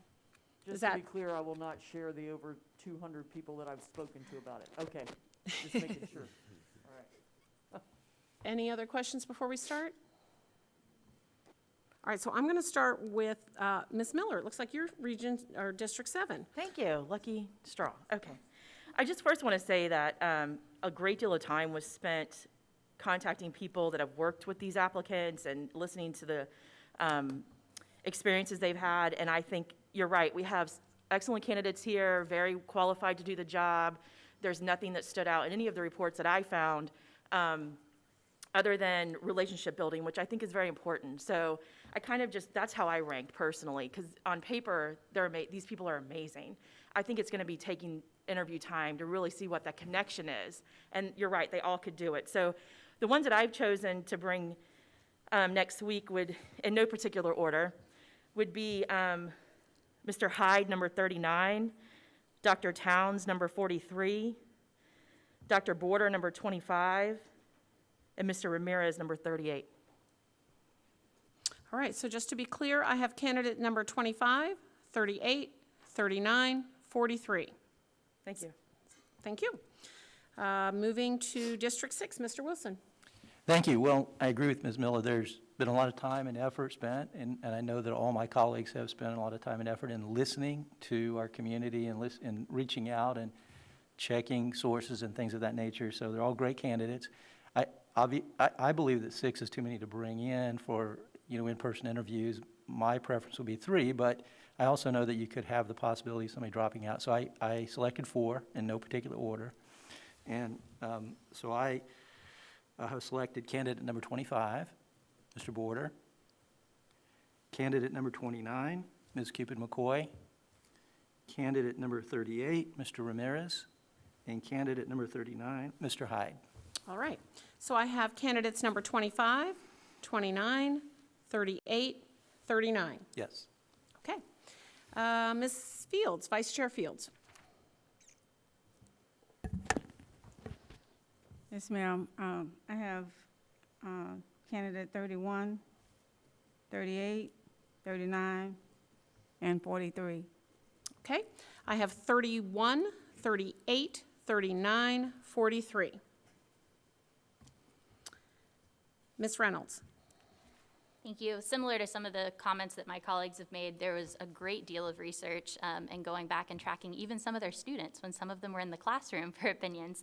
But in no particular order, the four that I would like to have come to Polk County would be 43, 39, 38, and 31. Okay. 31, 38, 39, 43. Yes, ma'am. Ms. Fortney. I have the unique ability to reach out to almost every district and have a former student there that is in education. So that's what I did. So I came up with 25, 38, 39, 43, and I just did it numerically. So I have 25, 38, 39, 43. 38, 39, 43. That is correct. Okay. Chair Cunningham. Okay, so numerically as well, I have 25, 29, 31, and 39. 25, 29, 31, 39. Oh, excuse me, Dr. Allen. Oh, thank you, thank you. Ms. Messina, like your earlier statements, like, just get it out there, this is so easy. This is not an easy decision. Oh, my goodness. So the 6 of 52, congratulations to getting here in this, to where we're at in this stage. Man, the material's really fascinating to work through, the voices through this process, so thanks for contributing. I'm just going to go in numerical order myself as well, 31, 38, 39, and 43. Okay. I have 31, 38, 39, 43. And that gives us, for candidate 25, 4, candidate 29, 2, candidate 31, 4. I'm sorry? Excuse me, can we call their names? Can I use their names? Is that what you said? Yes, ma'am. That would help me. Dr. Border, 4. Dr. Cupid McCoy, 2. Dr. McIntyre, 4. Mr. Ramirez, 1, 2, 3, 4, 5, 6. Mr. Hyde, that looks like 7. And then Dr. Towns, 5. So let's start with applicant number 39. 7 board members have identified Mr. Hyde as someone that they would like to have come in for an interview. Is there any objection to sort of moving his name forward? We will be inviting Mr. Hyde for an interview. Let's move to the next would be Mr. Ramirez. Mr. Ramirez had 8 board members who wanted to bring him in for an interview. Is there No, any? 6, you said 8. What did I say? 8. You don't even have 8. Thank No. you. 6 board members who would like to bring Mr. Ramirez in for an interview. Is there any objection to bringing Mr. Ramirez in for an interview? All right, we'll be inviting Mr. Ramirez as well.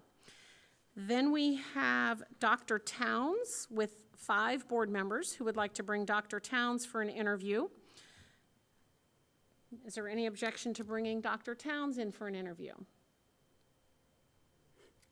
Okay, we'll be inviting Dr. Towns. We have 2 board members who would like to bring in Dr. Cupid McCoy, and then we have 2 applicants who have 4 board members, Dr. Harold Border and Dr. James McIntyre each have 4 board members that wish to bring them for an interview. I'm wondering if we'd like to discuss those 3 so that you all can share the strengths that you saw in these applicants before we decide whether or not we would then extend the invitation. So if anybody would like to speak on behalf of Dr. Border, and once again, I know I don't need to continue to remind you, but we try to make sure that we're honoring the careers of these fine professionals. We're not trying to find ways to discredit them, but what were the strengths that you saw, or what questions might you have? So we'll start with Dr. Border, applicant number 25. Ms. Fortney, and then I'll come to Ms. Miller, and then I'll come to Mr. Wilson. Yeah, I vacillated on this a little bit between all three of these, actually, but finally came to Mr. Borders. I rewatched the video for the 5th time, and I did it this morning when I got up after I slept on it, and this is what I found. He mentioned House Bill 641. He mentioned RLE. He talked about an annual review of the budget expenditures versus what we value with work and staff. He talked about zero-based budgeting. He talked about looking at the number of portables versus Title I money. He talked about legislative platform, root cause analysis, working with FSBA, FADS, unions, legislators, prioritize our fund balance, equitable in Tier 1. Of course, he hit graduation rate, high quality instruction, spoke of our minorities and equities as far as ESOL, ESE, continuous improvement model, which as a science teacher I used all the time in my classroom, so I'm familiar with it. He wants to listen and visit. He is local to Polk County. He talked about pre-K, which obviously is very near and dear to my heart, and how we should focus on funds for pre-K. Talked about kids and staff needing to feel like they belong to the family. Also talked about choice, high school choices from arts to physics, ag, AP, Cambridge, you name it, partnerships with business. And the last thing is he brought up obviously something that I have struggled with as far as getting things in our schools. But I liked how he compromised with a school that had experienced some really bad things happening by doing his research and solving the problem. And I think that was one of the things that stood out to me. And I would love to see him at least come and let us meet him face to face. And I could give you more, but I don't want to be here all night either. But I won't read the second page. Okay. Thank you, Ms. Miller. I made my selection. I talked to several people in Orange County. I just want to say first that Dr. Ms. Miller, just a moment. We've been requested by staff that when we speak, in order for it to be clear on the microphone and on the recordings in the back, they're asking us to please remove our masks, if you're willing to do so. That's fine. Thank you so much. Thank you. Continue. I want to first say that Dr. Jackson in Orange County, the superintendent, has done a phenomenal job with leadership there. I think they've placed 7 or 8 superintendents from their staff within their district, and that's a program that's long going. And I want to give her credit for providing that, because we had 2 really great applicants from Orange County. I'd say first that Florida law is unique. And Dr. Borders has spent his time here, 16 years in a school district, in the schools. He still has certifications. Some of our applicants have none of that. They don't have anything to show that they've been in the classroom or have certification, so I thought that was a plus. He's had elementary and high school principal experience.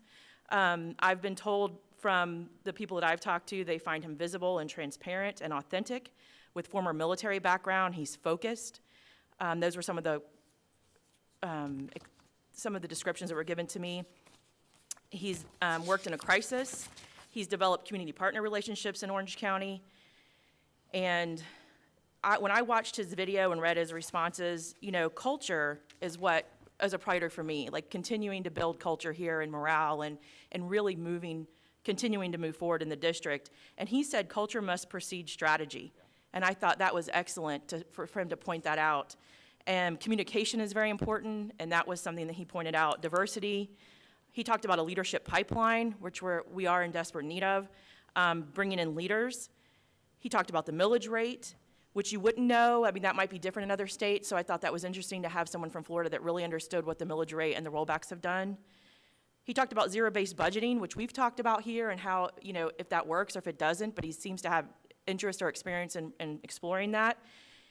He promoted mental health, which has been a big priority for our district and for the state of Florida, as well as across the country. Again, ESC and ELL was very much important to me, and there was mentions of that. And I really based a lot of my decisions on who I could get a hold of, because everybody has great exemplary experience, and some people from the highest level can be really, on paper, it's amazing what they're doing. I'm really concerned with what it looks like for the people in the district and in the schools that will be here long before me, 20 years later, retiring from our district. And so to have somebody who has those attributes, I thought would be interesting to bring. Like I said, I wish we could bring all of them. I would choose to bring all of them. But if we have to limit it, I included Dr. Border because of those things. Thank you. Mr. Wilson. Thank you. Again, I would like to see Dr. Border come for an interview. I think that the thing that impressed me, it's easy in a leadership position like this to say, hey, I've been through this, I know what I'm doing, and this is the way we're going to do it. He didn't seem to have, as I watched the videos and read his written comments, he didn't have that approach. It was very much an approach of, I want to listen, I want to come in, I want to listen, I want to learn. And I just think that having a heavy-handed approach in our school district is not going to serve us well. In addition to that, I was impressed with, it's easy to talk about strategy and concepts, but he talked about tactical. He talked about the issues from a tactical perspective. That is, this is the strategy, but how do you employ that strategy at the local level? And he talked about those things at a very low level tactical, from a very low level tactical perspective. And I thought, and that was very impressive to me. And Ms. Miller mentioned many of the things that he discussed. So I would hope that we would bring him in for interviews as well. Thank you. Thank you. Would anybody else like to make any comments? I guess I will. Yes, I too was very impressed with Dr. Border.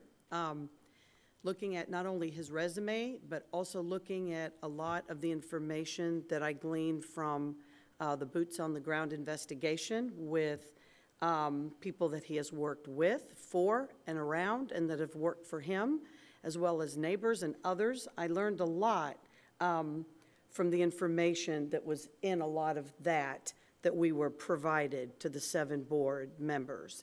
And so, yes, on paper, he's phenomenal. And through the interview, he continued to espouse on things that he has done and accomplished. And then to learn about him more on a personal level through the investigation was very enlightening. And I do feel that he would warrant coming for an in-person interview. Okay.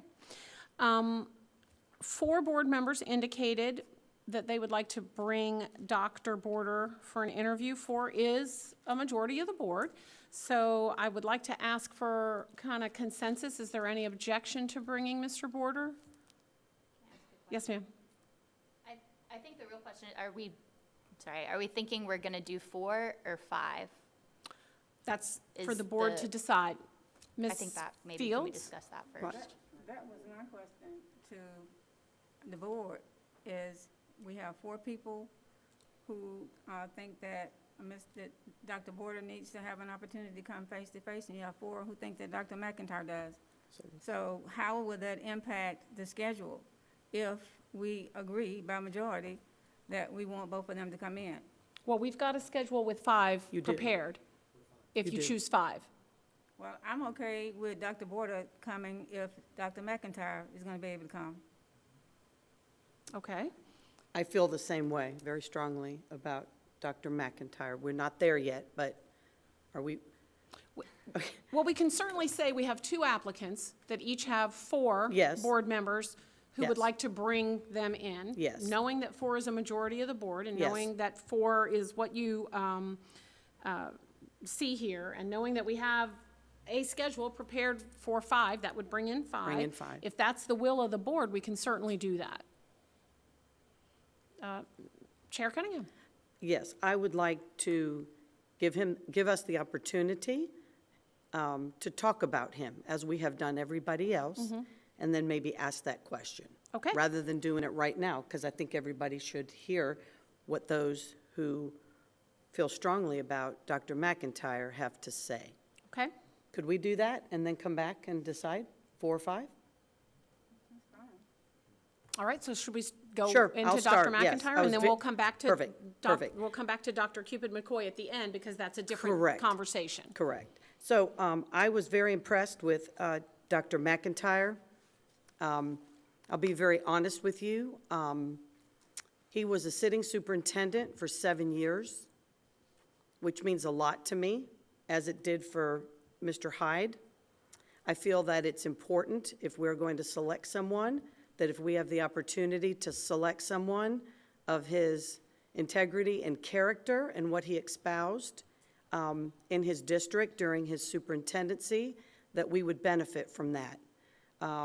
Consequently, when board elections changed, he retired from his position as superintendent and went on to, you know, the state basically created a position for him in a role where he continued to work with and impact educators throughout the state of Tennessee. That's pretty amazing. And to think of the relationships that had to have been built and how well he must have worked with his state legislators, his commissioners, the list goes on and on. Additionally, in looking at just the material, you know, I felt like he was kind of on par with most of these folks.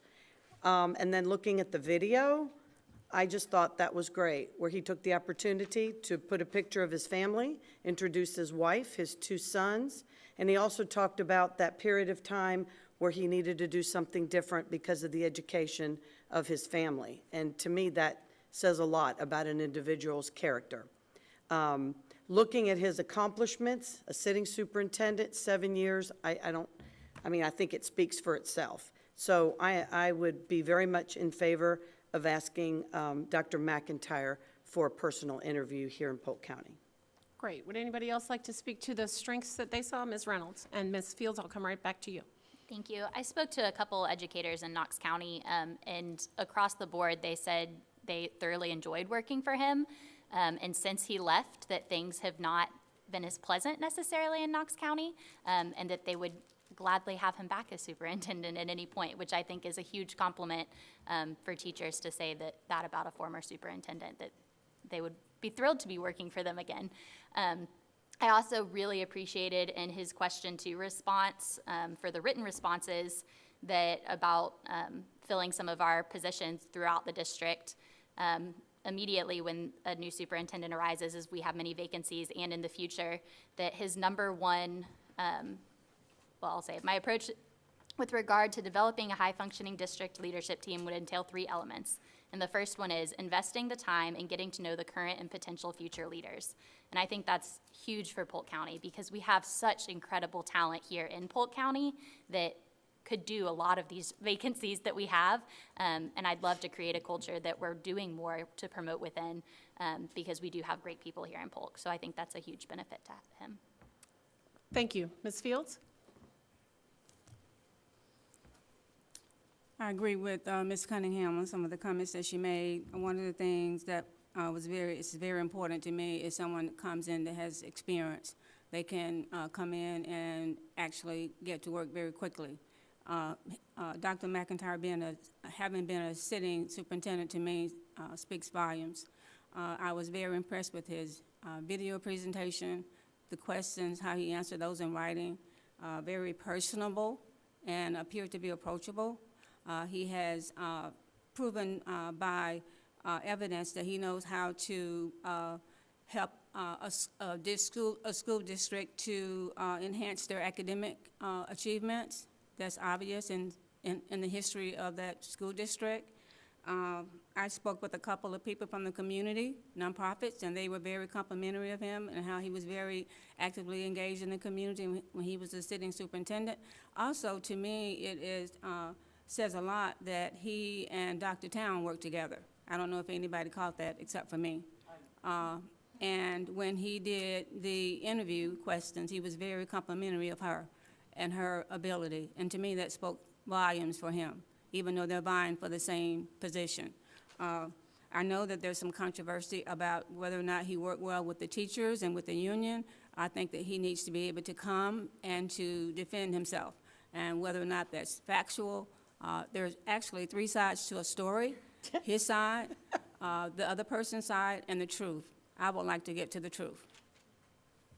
Any other comments? Mr. Allen? Yeah, I think all these comments have been incredible. Hopefully, all these candidates feel very affirmed in their accomplishments and allowing us to sift through those. My process on this was I actually went back to that community survey that we did some time ago and then looked at the key attributes that we were looking for and was matching those based on reference data and so forth to really try to pinpoint some of those things. 2.5 years has been the average time span that we've had in this district in regards to superintendents. So to have this candidate that's demonstrated a long tenure within that role speaks volumes. That's very affirming to me because, just as noted, he's worked through so many tragedies, and then demonstrating how he's responded in those tragedies, to me, shows success as a leader. So that appealed to me. Another thing that just in my 150 plus days sitting in this role now, I do hear a lot about succession planning. And this is something that we would like to have in that next role. One thing that I found interesting was his time.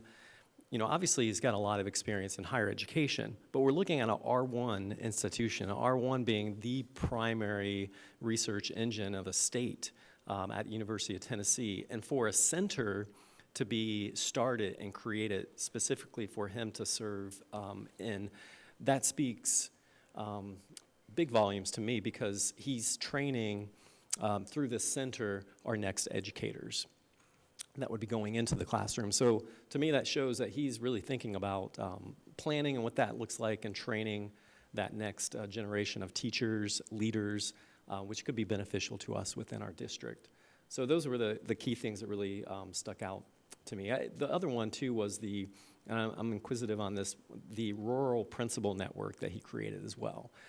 Just recognizing the vastness of our district, I can see some value there, too.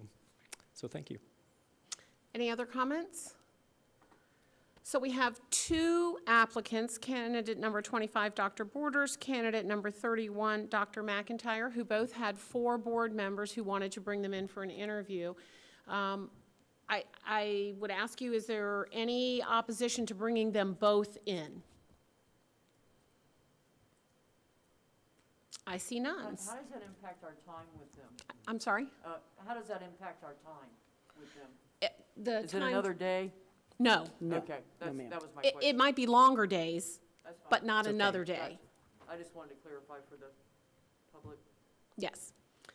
So I heard no objections, so that would be candidates 25 and 31. So at this point, you have 5 applicants that you've all agreed you'd like to see come next week for an interview. We still have candidate number 29, applicant number 29, Dr. Cupid McCoy. 2 board members indicated that they would like to bring her in for an interview. Would anybody like to speak on behalf of Dr. Cupid McCoy? Yes, ma'am. I just want to make a comment, and Dr. Cupid McCoy didn't make my final cut, but I just want to say that I was very impressed. I also heard a lot of great things out of Orange County.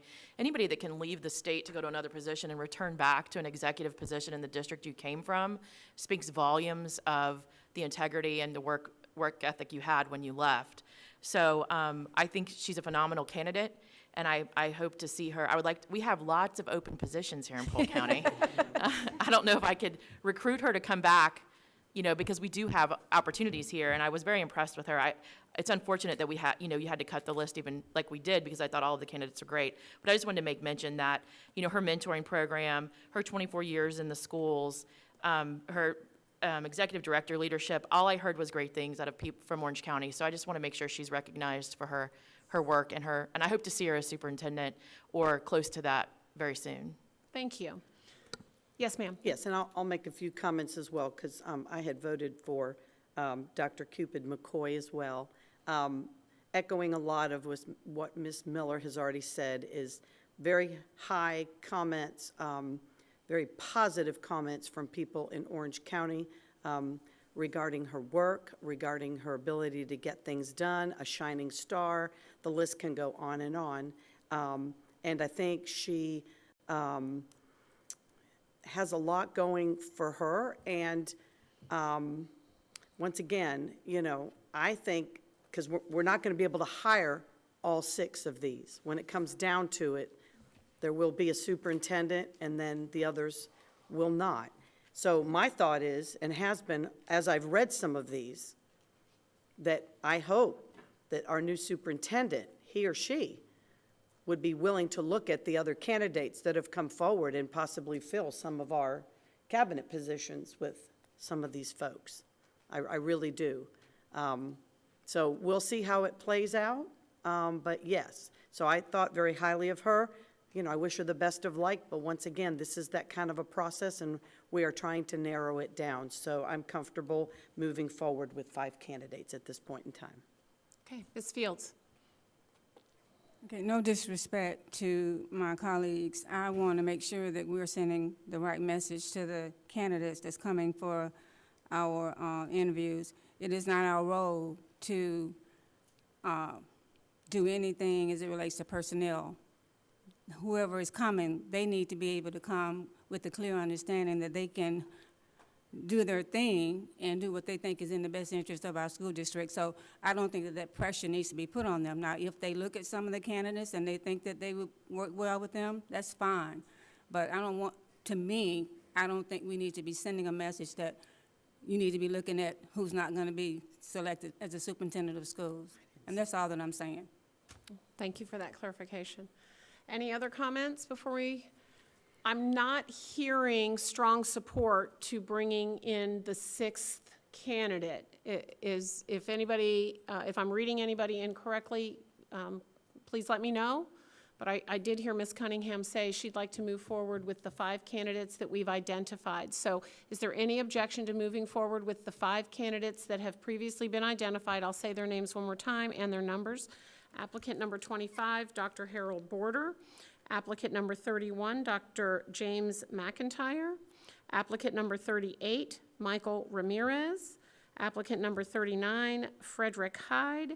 And applicant number 43, Dr. Nakia Towns. Are we good with those 5? Okay, given that, Mr. Reichert, I'll let you walk them through a schedule for next week that has 5 applicants, 5 finalists.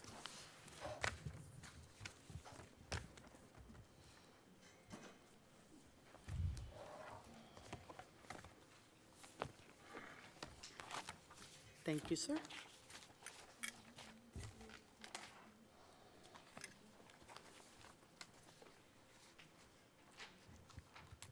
Thank you, Dr. Vogeling. Good afternoon, board members. We did go ahead and prepare a sample schedule for 5 finalists, and of course now we are basically prepared to take sample off, and this will look as our schedule for the upcoming week. There's not that many alterations from some of the previous sample schedules that we gave you, but if I could take about 3 or 4 minutes and just run through the high points of this schedule. Of course, our out-of-area finalists will arrive on Tuesday, April the 20th. Through working with the district staff, we have established rooms for them at the Home 2 Suites by Hilton at 3610 Lakeside Village Boulevard in Lakeland, Florida. Then we move to Wednesday, April the 21st. The finalists will arrive here at the Miles Center at 7:30. And we have, through working with Ms. Long with Polk Vision, We have identified the Polk Association of School-Based Administrators to host the breakfast for the 5 finalists, and certainly the board members that morning of April 21st. And breakfast will run from 7:30 until 8:15. They will be here with their host as well. And again, Dr. Vogel and I have met with Ms. Kim Long, and we're working on that schedule. She still has a few details to work out, but that is progressing well for the school community tours.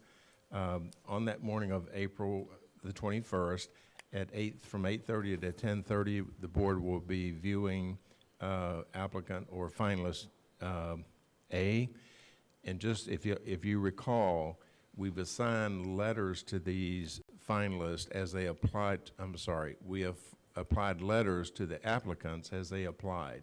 So out of your 5 finalists, whoever the first applicant was that we received their resume out of these 5, that candidate Number will 25, be Dr. Border. A. So, right, so finalist A will be Dr. Border, and we move down the line from there. That way, it is the fairest way, because some applicants would like to potentially be the last to be interviewed or the first, and we found that doing it in this order, it basically just takes any controversy out of who gets to interview. And certainly what I will do for the board is I will take this schedule home tonight. I'll start filling in some of the blanks, and instead of finalist A, I'll put their names in, and then I will send these modified schedules or refined schedules possibly to Susan and ask that she get them out to the board. Again, back to that Wednesday morning, as candidate A is being interviewed from 8:30 to 10:30, the other candidates will be doing their school community tours with the community and staff host. For an example, candidate B will have what we're calling kind of a mini tour for a couple of hours and then come back for their interview with the board. Candidate C will have the half a morning tour, then we'll have lunch here at the Miles Center, and you interview candidate C that afternoon at 1:45 to 3:45. So your day on that Wednesday, April 21st, will be from approximately 8:30 for the first interview to 3:45 in the afternoon. After that, in working with, again, Ms. Long, we've arranged for the finalists to have dinner at the Balmoral Resort there in Haines City. Ms. Long is still working out some of the minor details left there, but we feel that would be a nice place for them to kind of have dinner that evening. And then from 6:30 to 8:30, we'll have the community reception to meet all of the finalists at the Lake Eva Center. They're on 799 Johns Avenue in Haines City. On Thursday, it's really more or less a flip of the schedule from Wednesday. You will interview from, again, there's breakfast in the morning from 8 to 8:45, and the Polk Education Association will kind of host and sponsor that, again, here at the Miles Center. And then the board will have their first interview from 9 to 11 of finalist D, while the other finalists are in there wrapping up some of their tours that they did not get to on the previous day. And then from 11:30 to 1:30, we would have the 5th finalist, finalist E, interviewed by the board, and then we'll have a lunch. That lunch will finish up about 2:30ish, and that would give us some time or give them a little break before we move into the virtual Q&A session that Ms. Messina will conduct that here from the Miles Center. That really just involves Ms. Messina and the 5 finalists. And if I could ask Ms. Messina to kind of recap that day, how she'll receive questions from the public to ask in that Q&A session that will run from 3:30 on Thursday afternoon to 4:40 on Thursday afternoon. Sure. What we will do is we will have a survey portal open, available through your website. I think we'll have it open Wednesday and Thursday. And so citizens can submit one question for all applicants, which would be sort of a universal question, or they might have a single question that they would want to ask to candidate A or candidate B or candidate C, depending on what they saw in that person's background. Then what I do during the day, throughout both of those days, is I sort of cull the questions, try to find common themes. If the community overwhelmingly asks questions about, pick a topic, let's call it budget, then I might ask each of the candidates a question on the budget. So they'll get mostly the same, probably 2 or 3 questions, and then one question that is unique to them as an applicant. So a candidate from out of state would get a question maybe related to their state, how something might apply to Florida, or if there's something unique in their background that somebody had a question about. But I pull all the questions that have been submitted from the community, and that's where I get my questions. Each applicant, it's a very short, I think we have each applicant on for, what is it, 10 minutes? 10 minutes, 10 yes. minutes. So we just have a conversation. It's not a formal interview like the one that you all will do earlier in the day. It's more of a conversational, more relaxed, but it will be aired live on Facebook Live, that kind of thing, and it will be available afterwards for people to watch. And then we will also have a survey after that for citizens to say what they see as strengths of the candidates, what questions they might still have. So that information will come back to the board as you enter into your deliberations on who you'd like to determine to be your next superintendent. So it's live, and that's something that's kind of, as a matter of fact, I will tell you, we did have one applicant once who froze on the live interview. It was brutal, it was painful, but, you know, I kind of threw something at him, and we kept going, and he actually was offered the job and is a very successful superintendent today. So it's not the end of the world, but it is interesting. How do you recover? How do you perform in a live situation? All of those pieces are elements to that part of the interview. And of course, you'll be able to watch it when you go home that night and turn it on. Yes. Thank you, Ms. Messina. So that again, that will kind of be a session that the community again can review and pull some information about who they might feel would be a great candidate to be the next superintendent.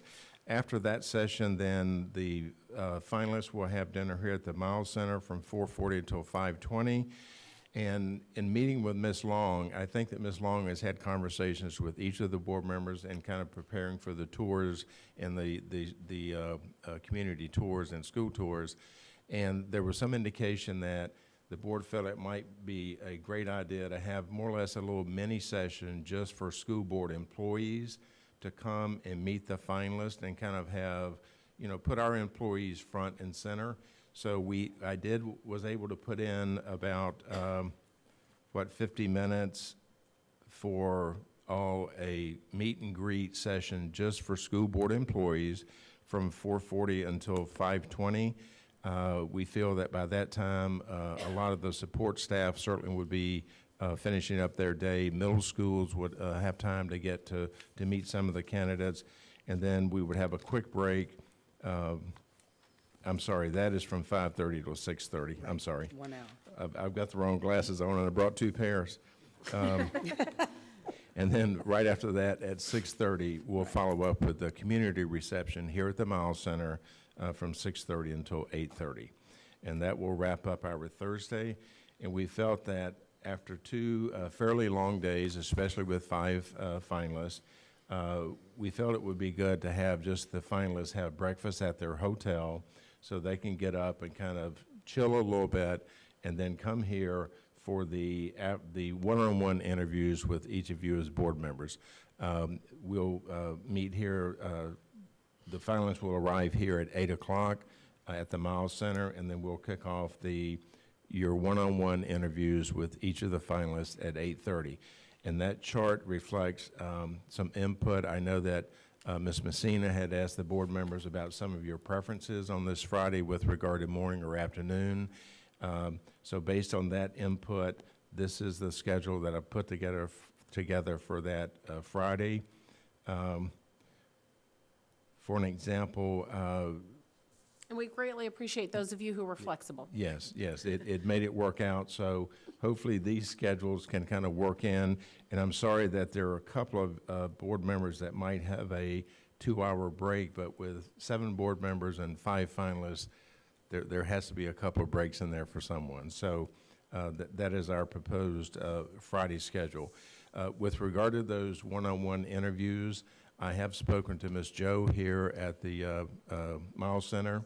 And again, I'll just say, what a delightful lady. I've known her for a few years, and she's wonderful to work with.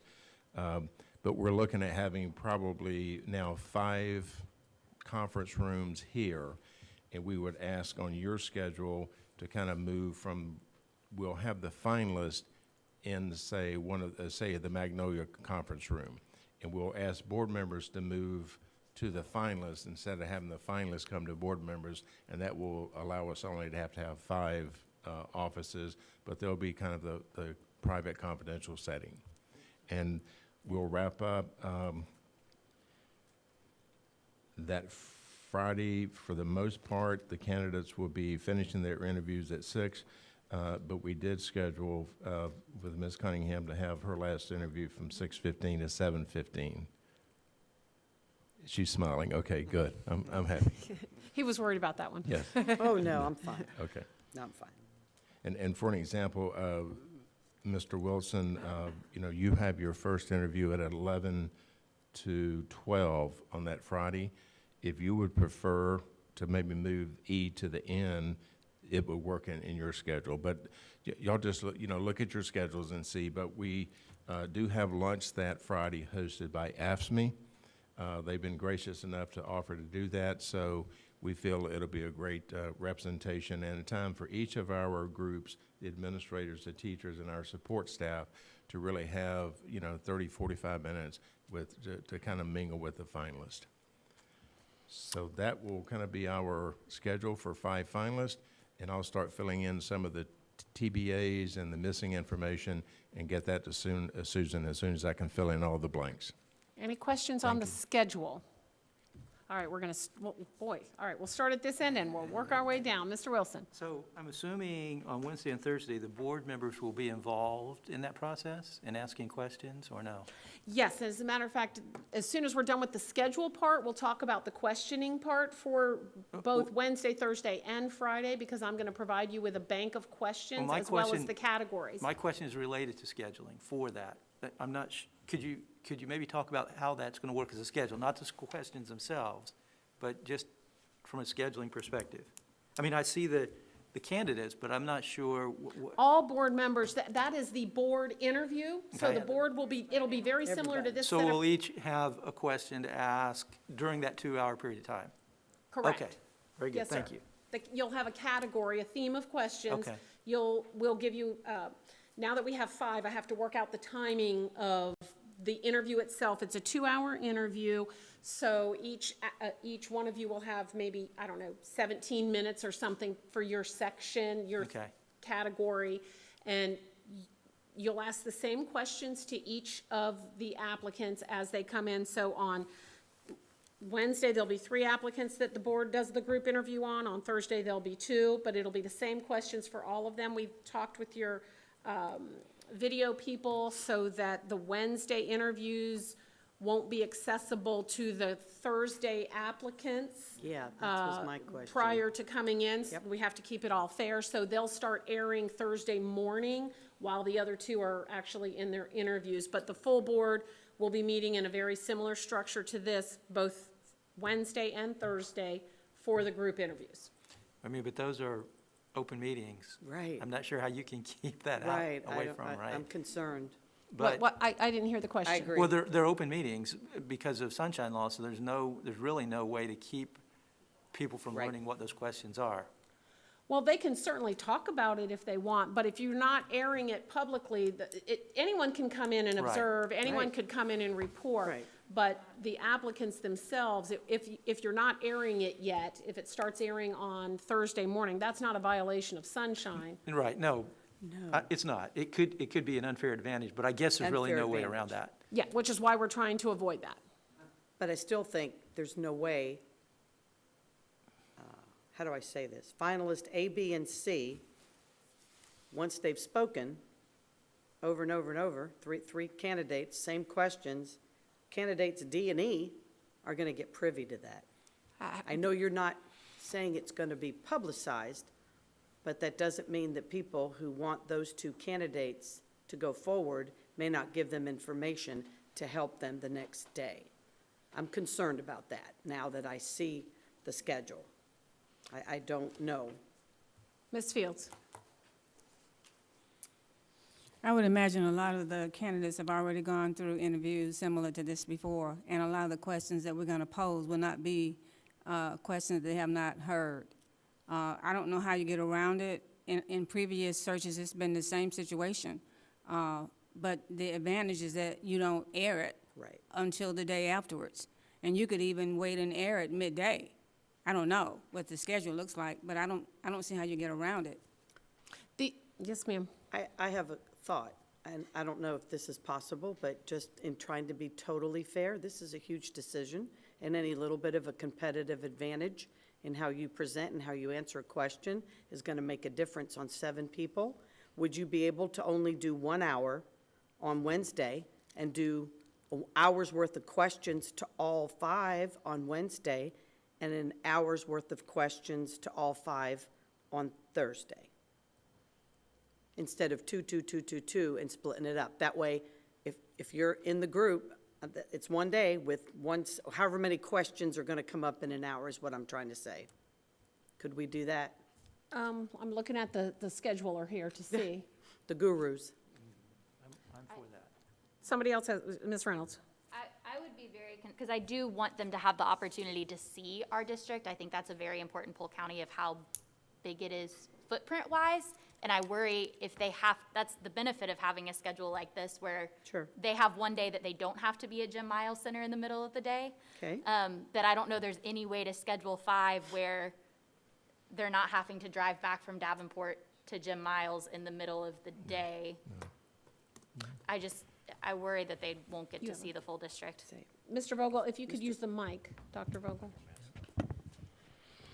My only comment is that this has really not been an issue in our past searches. And as I think was discussed is candidates can look at all of our past questions and interviews online. So, and each candidate is going to be, you might ask a similar question, but they're not going to give the same answer. And so we really haven't had that particular problem. And I think that, as Mr. Reynolds says, that it's the tour, we want to make sure they get the full tour of the county. So I don't really think that has been a problem in the past. I will say this. The people who will be in the interviews on Wednesday will be the board, the consultants, some people who are in the audience. But if we're not airing them on live, the only people that would be telling candidates something would be the same people who are probably in the room here today. And so, I think you do have to extend a certain level of trust to people and ask people as professionals to please keep everything fair. And honestly, I think you have applicants who have a certain professionalism about them that if somebody were to say, if it were me and somebody were to say, hey, I have a question that I know they're going to ask, I'd be like, oh, no, please. Because to me, I wouldn't want that unfair advantage. So how does the board feel? I mean, we can try to find a way to accommodate, but Ms. Fields? I think we need to trust the process. The process that you have in place, we need to trust that. And as I said earlier, this is not going to be their first rodeo. Other thoughts? Ms. Reynolds? Yeah, I agree with Ms. Fields. I think we have to trust the process. I also think, for what it's worth, the 2 on Thursday are from Illinois and Tennessee. So if they're sending a mole to look at the questions, that's a really long ways for them to send somebody to find out what the questions are. That I just don't I think we need to trust the process. Ms. Miller? I just want to say that this is, I agree, there's not much you can do about this, but this is also a very political decision. So there will be people involved locally. Yes, and so I don't want to pretend that there's not going to be. We just need to be transparent that there is. And unfortunately, the 2 on Thursday will have an advantage, most likely. And I don't- But I don't know how to avoid it with this kind of schedule. Mr. Allen? I mean, we haven't discussed the categories and how the question process is going to go anyway. So in my mind, the way that I'm going to approach my category of questions is I'm going to look at how each of these candidates would respond differently. So all that to say, I don't think we're obligated to ask the same question to each candidate from the category of choice, right? Does that make sense? So whatever my category is, I'm going to have a set of questions that I can pull from. But I can choose any of those questions to ask. No, you can't. No. Is that true or not? Mr. Bridges, we'd like to invite you into the conversation here. When we're talking about the public interview, typically, the school board attorneys have been very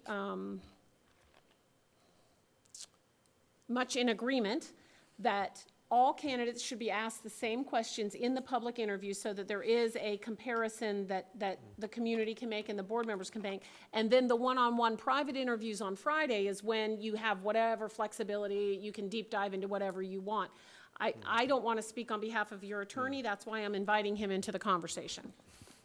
I agree. I think that's a fundamental fairness issue.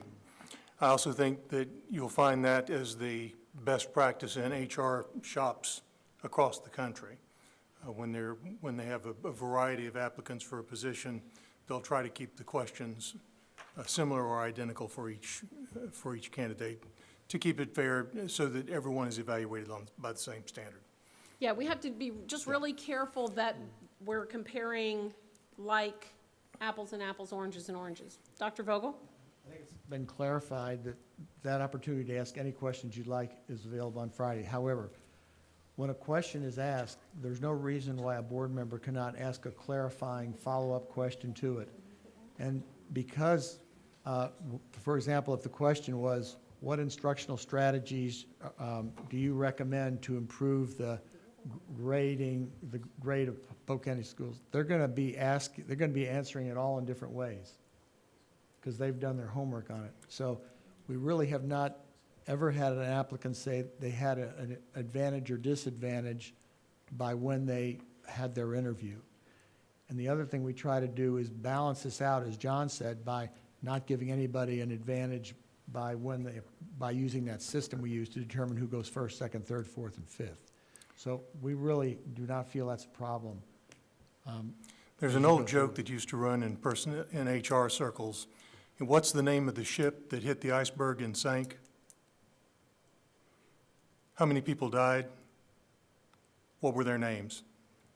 So, if you're asking each one question, which question do you want to have? So if you give everybody the same questions, that keeps it fundamentally fair. So what's the will of the board? Mr. Wilson? Well, I know Ms. Cunningham and Ms. Fields have been through searches for the district, and I'm sure all my colleagues have been through searches in the past. It's my experience that the folks at the end, if they've heard questions, you can tell. Their answers are far more refined. But I also think that's telling about them as individuals. So I think we can factor that in, and I'm fine with staying with the schedule as it is. Other thoughts that want to be shared? Ms. Reynolds? This is not about the interview times. So if there's any other questions about that, I'll defer. Okay. Okay. I just on Thursday noticed that they're eating lunch at 1:30 and dinner at 4:30.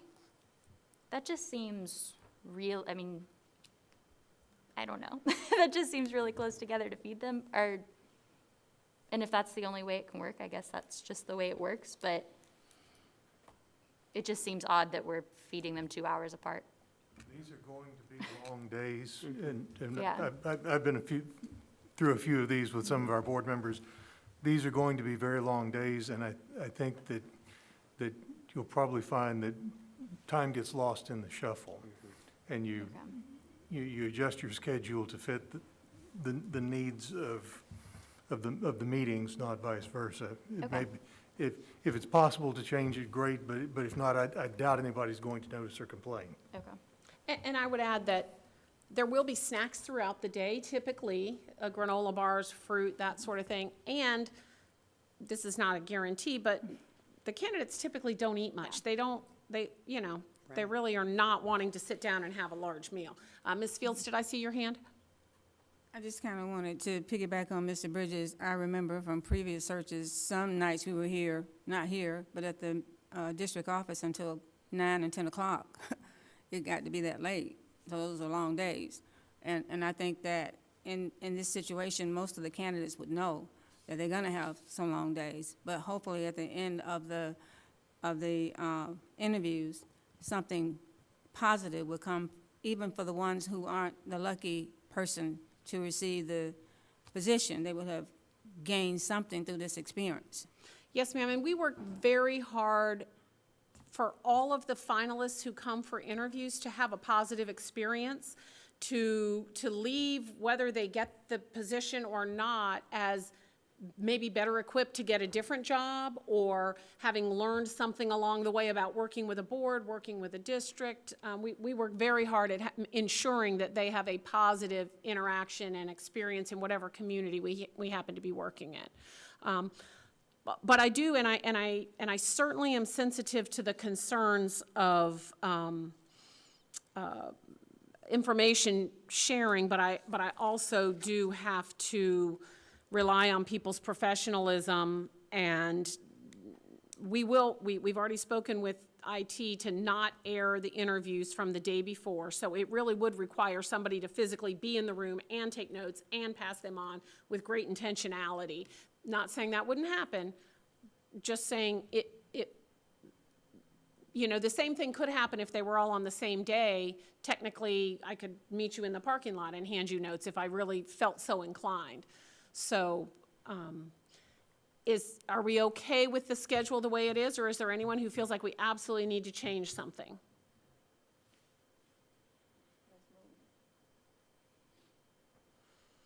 Okay, Mr. Reichert, do you have anything else on the schedule? No, ma'am, I will make a quick comment. This evening and this afternoon and this evening, I'll call each of the finalists and go ahead and briefly review this schedule with them. I then will send them an email with the schedule. I'll create more or less a personal schedule for them from this schedule, so they don't have to worry about trying to find if they're A or B or C. I'll create a specific schedule for each finalist, get it to them by tomorrow, find out if they're driving in, are they bringing a spouse or a partner or anyone else. So there are some details that I'll basically finalize with these finalists this afternoon and into the evening, and start preparing them with a schedule that they can kind of have a quick glance at to know what their schedule looks like. But again, a lot of these folks have kind of been through similar schedules, I'm sure, and hopefully they'll understand, and it'll work out well. Thank you. Yes, Ms. Miller. I just have a quick question, because I haven't been through a school board search for any kind of leadership position. To make sure that we're following the process and complying with FSBA, we've had one candidate and the finalist already reach out to speak with us individually, and I would be open to talking, because I talk a lot, so this hour that I have will be filled. So I'm more than willing to speak to them, but I don't want that to come back and say they had an unfair advantage because they spoke to us individually.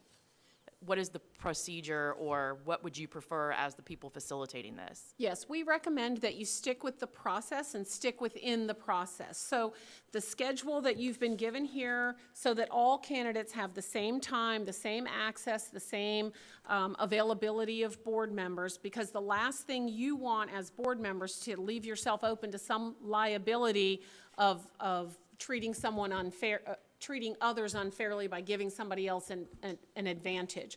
So we do recommend that you stick with this schedule, and if the candidates ask us, we recommend to them that they don't go outside this schedule. Thank you. Any other questions on that? One from me. I know we're going to need to do public notices very quickly for Wednesday and Thursday. Looking at Friday, it does not appear to me that we need to notice Correct. anything on Friday. Correct. Do you agree with that? Yes, sir. Okay. Those We'll are work on- private one-on-ones. Yeah, we'll work on getting the public notices for Wednesday and Thursday out to the newspaper tomorrow. Perfect.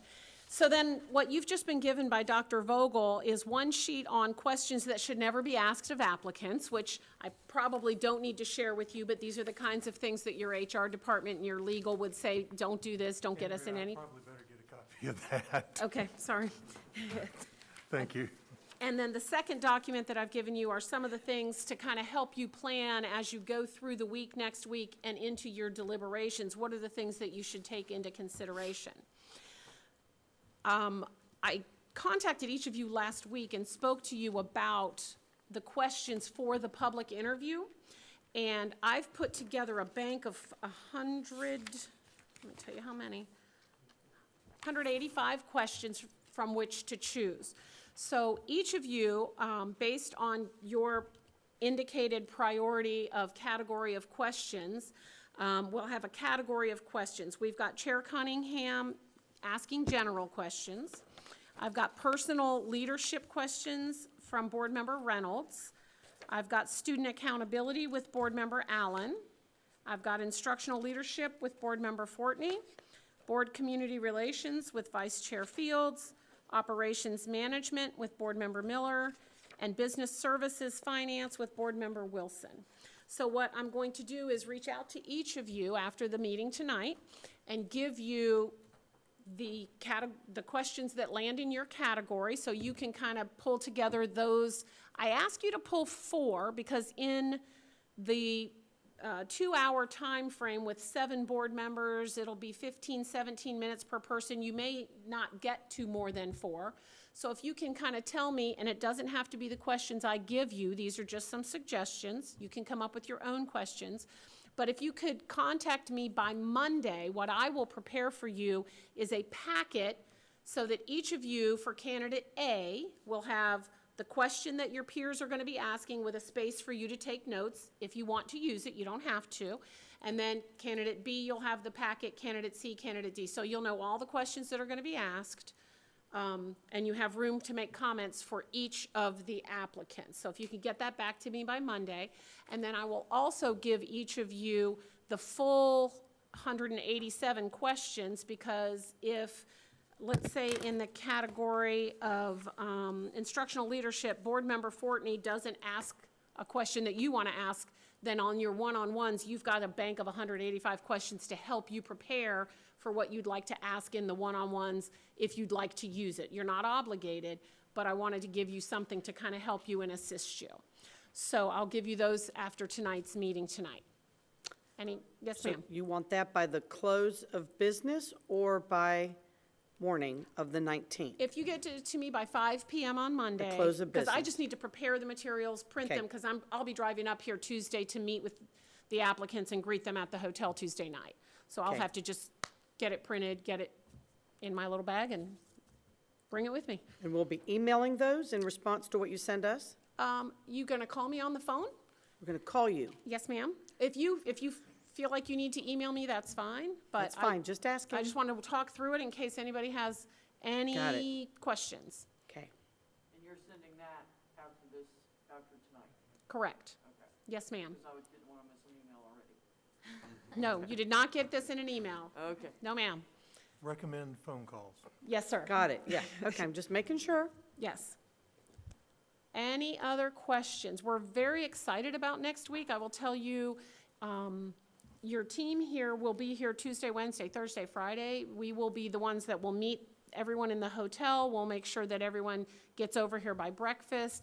We'll make sure that all of the logistics for all of the events, working with your staff, working with others, the different organizations, the whoever, Mr. Reichert and Dr. Vogel have already worked through most of the details with all these people, but we're gonna, we'll be here and available by cell or text or anything that you need next week. If you are, if you have a question, do not hesitate to call.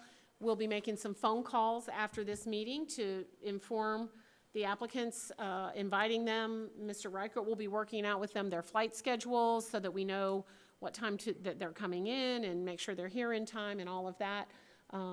Any questions you have before we recess this meeting, and then you have your other one. I saw Ms. Fortney. But you are emailing the actual question bank. You said 180-something questions. I will be giving can't you imagine questions. being on the phone. Yes, ma'am, I will give you the questions. I'm already on the phone 24/7, you know. Yes, ma'am, I will give you the questions. Thank you. Okay. Yes, ma'am? Okay, so looking at the schedule, on Tuesday is when all of the finalists come in. Yes, We are ma'am. not doing anything or meeting with them or doing anything on Tuesday. You That- are not, that is correct. So it's Wednesday, Thursday, Friday, and is there a possibility for Saturday? I have to ask up front. I'm not, So I don't see anything that one. you're anticipating into the weekend? No, the only thing that might happen if someone were to take sick and for some reason couldn't come in for an interview, we might would have to call you Saturday, but that has never happened before. No, ma'am. Okay, just wanting to make sure I understand. Ms. Reynolds? Are we offering that are any of the candidates interested in, I'm assuming getting a flight out at 7 p.m. on a Friday is probably not likely, so they're staying through Saturday, is that Yes. correct? Yeah. Okay. Okay. Yeah, that's why he needs to know so he can tell the hotel Gotcha. which rooms we need Right. the extra night. Perfect. Ms. Reynolds, potentially, and I'll find this out, but maybe the Orange County folk, local may not stay Friday night. Okay. Also, the out-of-state people that are flying in will be renting a car at the airport. It's to help with logistics of people having to take them and pick them up and fighting traffic. So that's part of what the reimbursement they would ask. Gentlemen, do you have any other comments that we need to share with the board before they take a breath and have their next meeting? Any other questions from the board?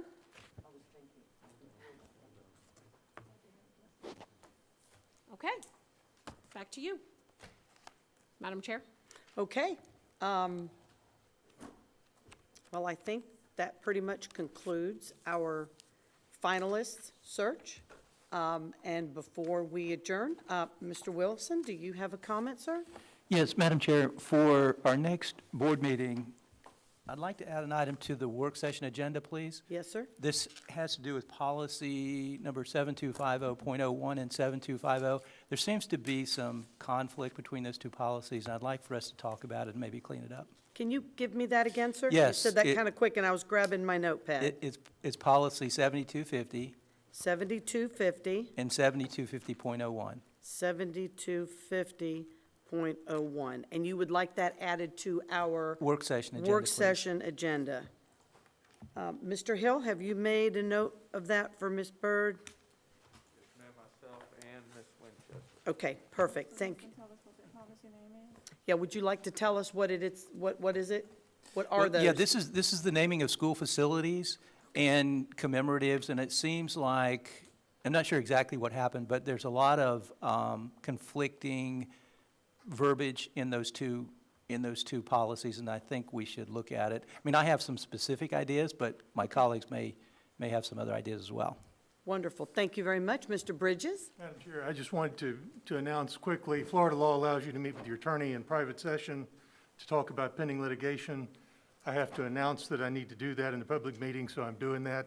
We'll set it up for the next work session or board meeting. Should be a short meeting, but we'll set that up. I've made the announcement according with law. We'll do the public notice and get together. Okay, so you're looking at April the 27th then? Yes, ma'am. And I'll set it up with the folks when they're building the agenda. Okay, We can do it during the work session or the board meeting. Work session's probably easier. okay. We'll have to Thank you, get ma'am. with Ms. Byrd. Thank you very much. Board members, any other thoughts? Well, I think we've had a very productive day. I'm very excited. It's going to be an amazing process to continue looking at these finalists, the 5 finalists that we have. And I just want to thank everybody for your time and effort. This has been a huge undertaking for everyone, including our board, with the amount of information that's been given. But the more information, the better decision that we make. And once again, thank you to Dr. Vogel, Mr. Reichert, Mrs. Messina, and the Florida School Boards Association for all that they do for us. I'm so excited. You guys have led an incredible search for us, having done this several times in the past. I'm very impressed with the way in which this has come out and been handled. And I think, just so that you put this somewhere, we have a few minutes into your information. One of the items that has been most brought to my attention that the community has really enjoyed is the fact that we did the Citizen Screening Committee, and that it was an open committee, and that the committee truly did represent individuals and stakeholders from throughout Polk County. I can't tell you how many people have taken the time to call and say either thank you for allowing me to serve, or having such a system in place where we could truly be a part of the process. So just an awesome, and that's to your credit. We've never done that in the past. So I thought that was really well received, and I wanted to pass it along publicly for those that may be looking for you to do a search in another county. Beyond that, I think as far as we're concerned, then we'll be getting information from you. This work session then, Mr. Hill, do you have anything else to add, sir? I do not. Okay, then I would say our work session is adjourned, and then we will reconvene for our board member at 5 p.m. sharp. And the purpose of that, it is a special board meeting simply for the board members to vote on the 5 finalists whom we have decided to bring back for in-person interviews next week. So, until then, we'll see everyone at 5 p.m. Thank you very much. This meeting is adjourned.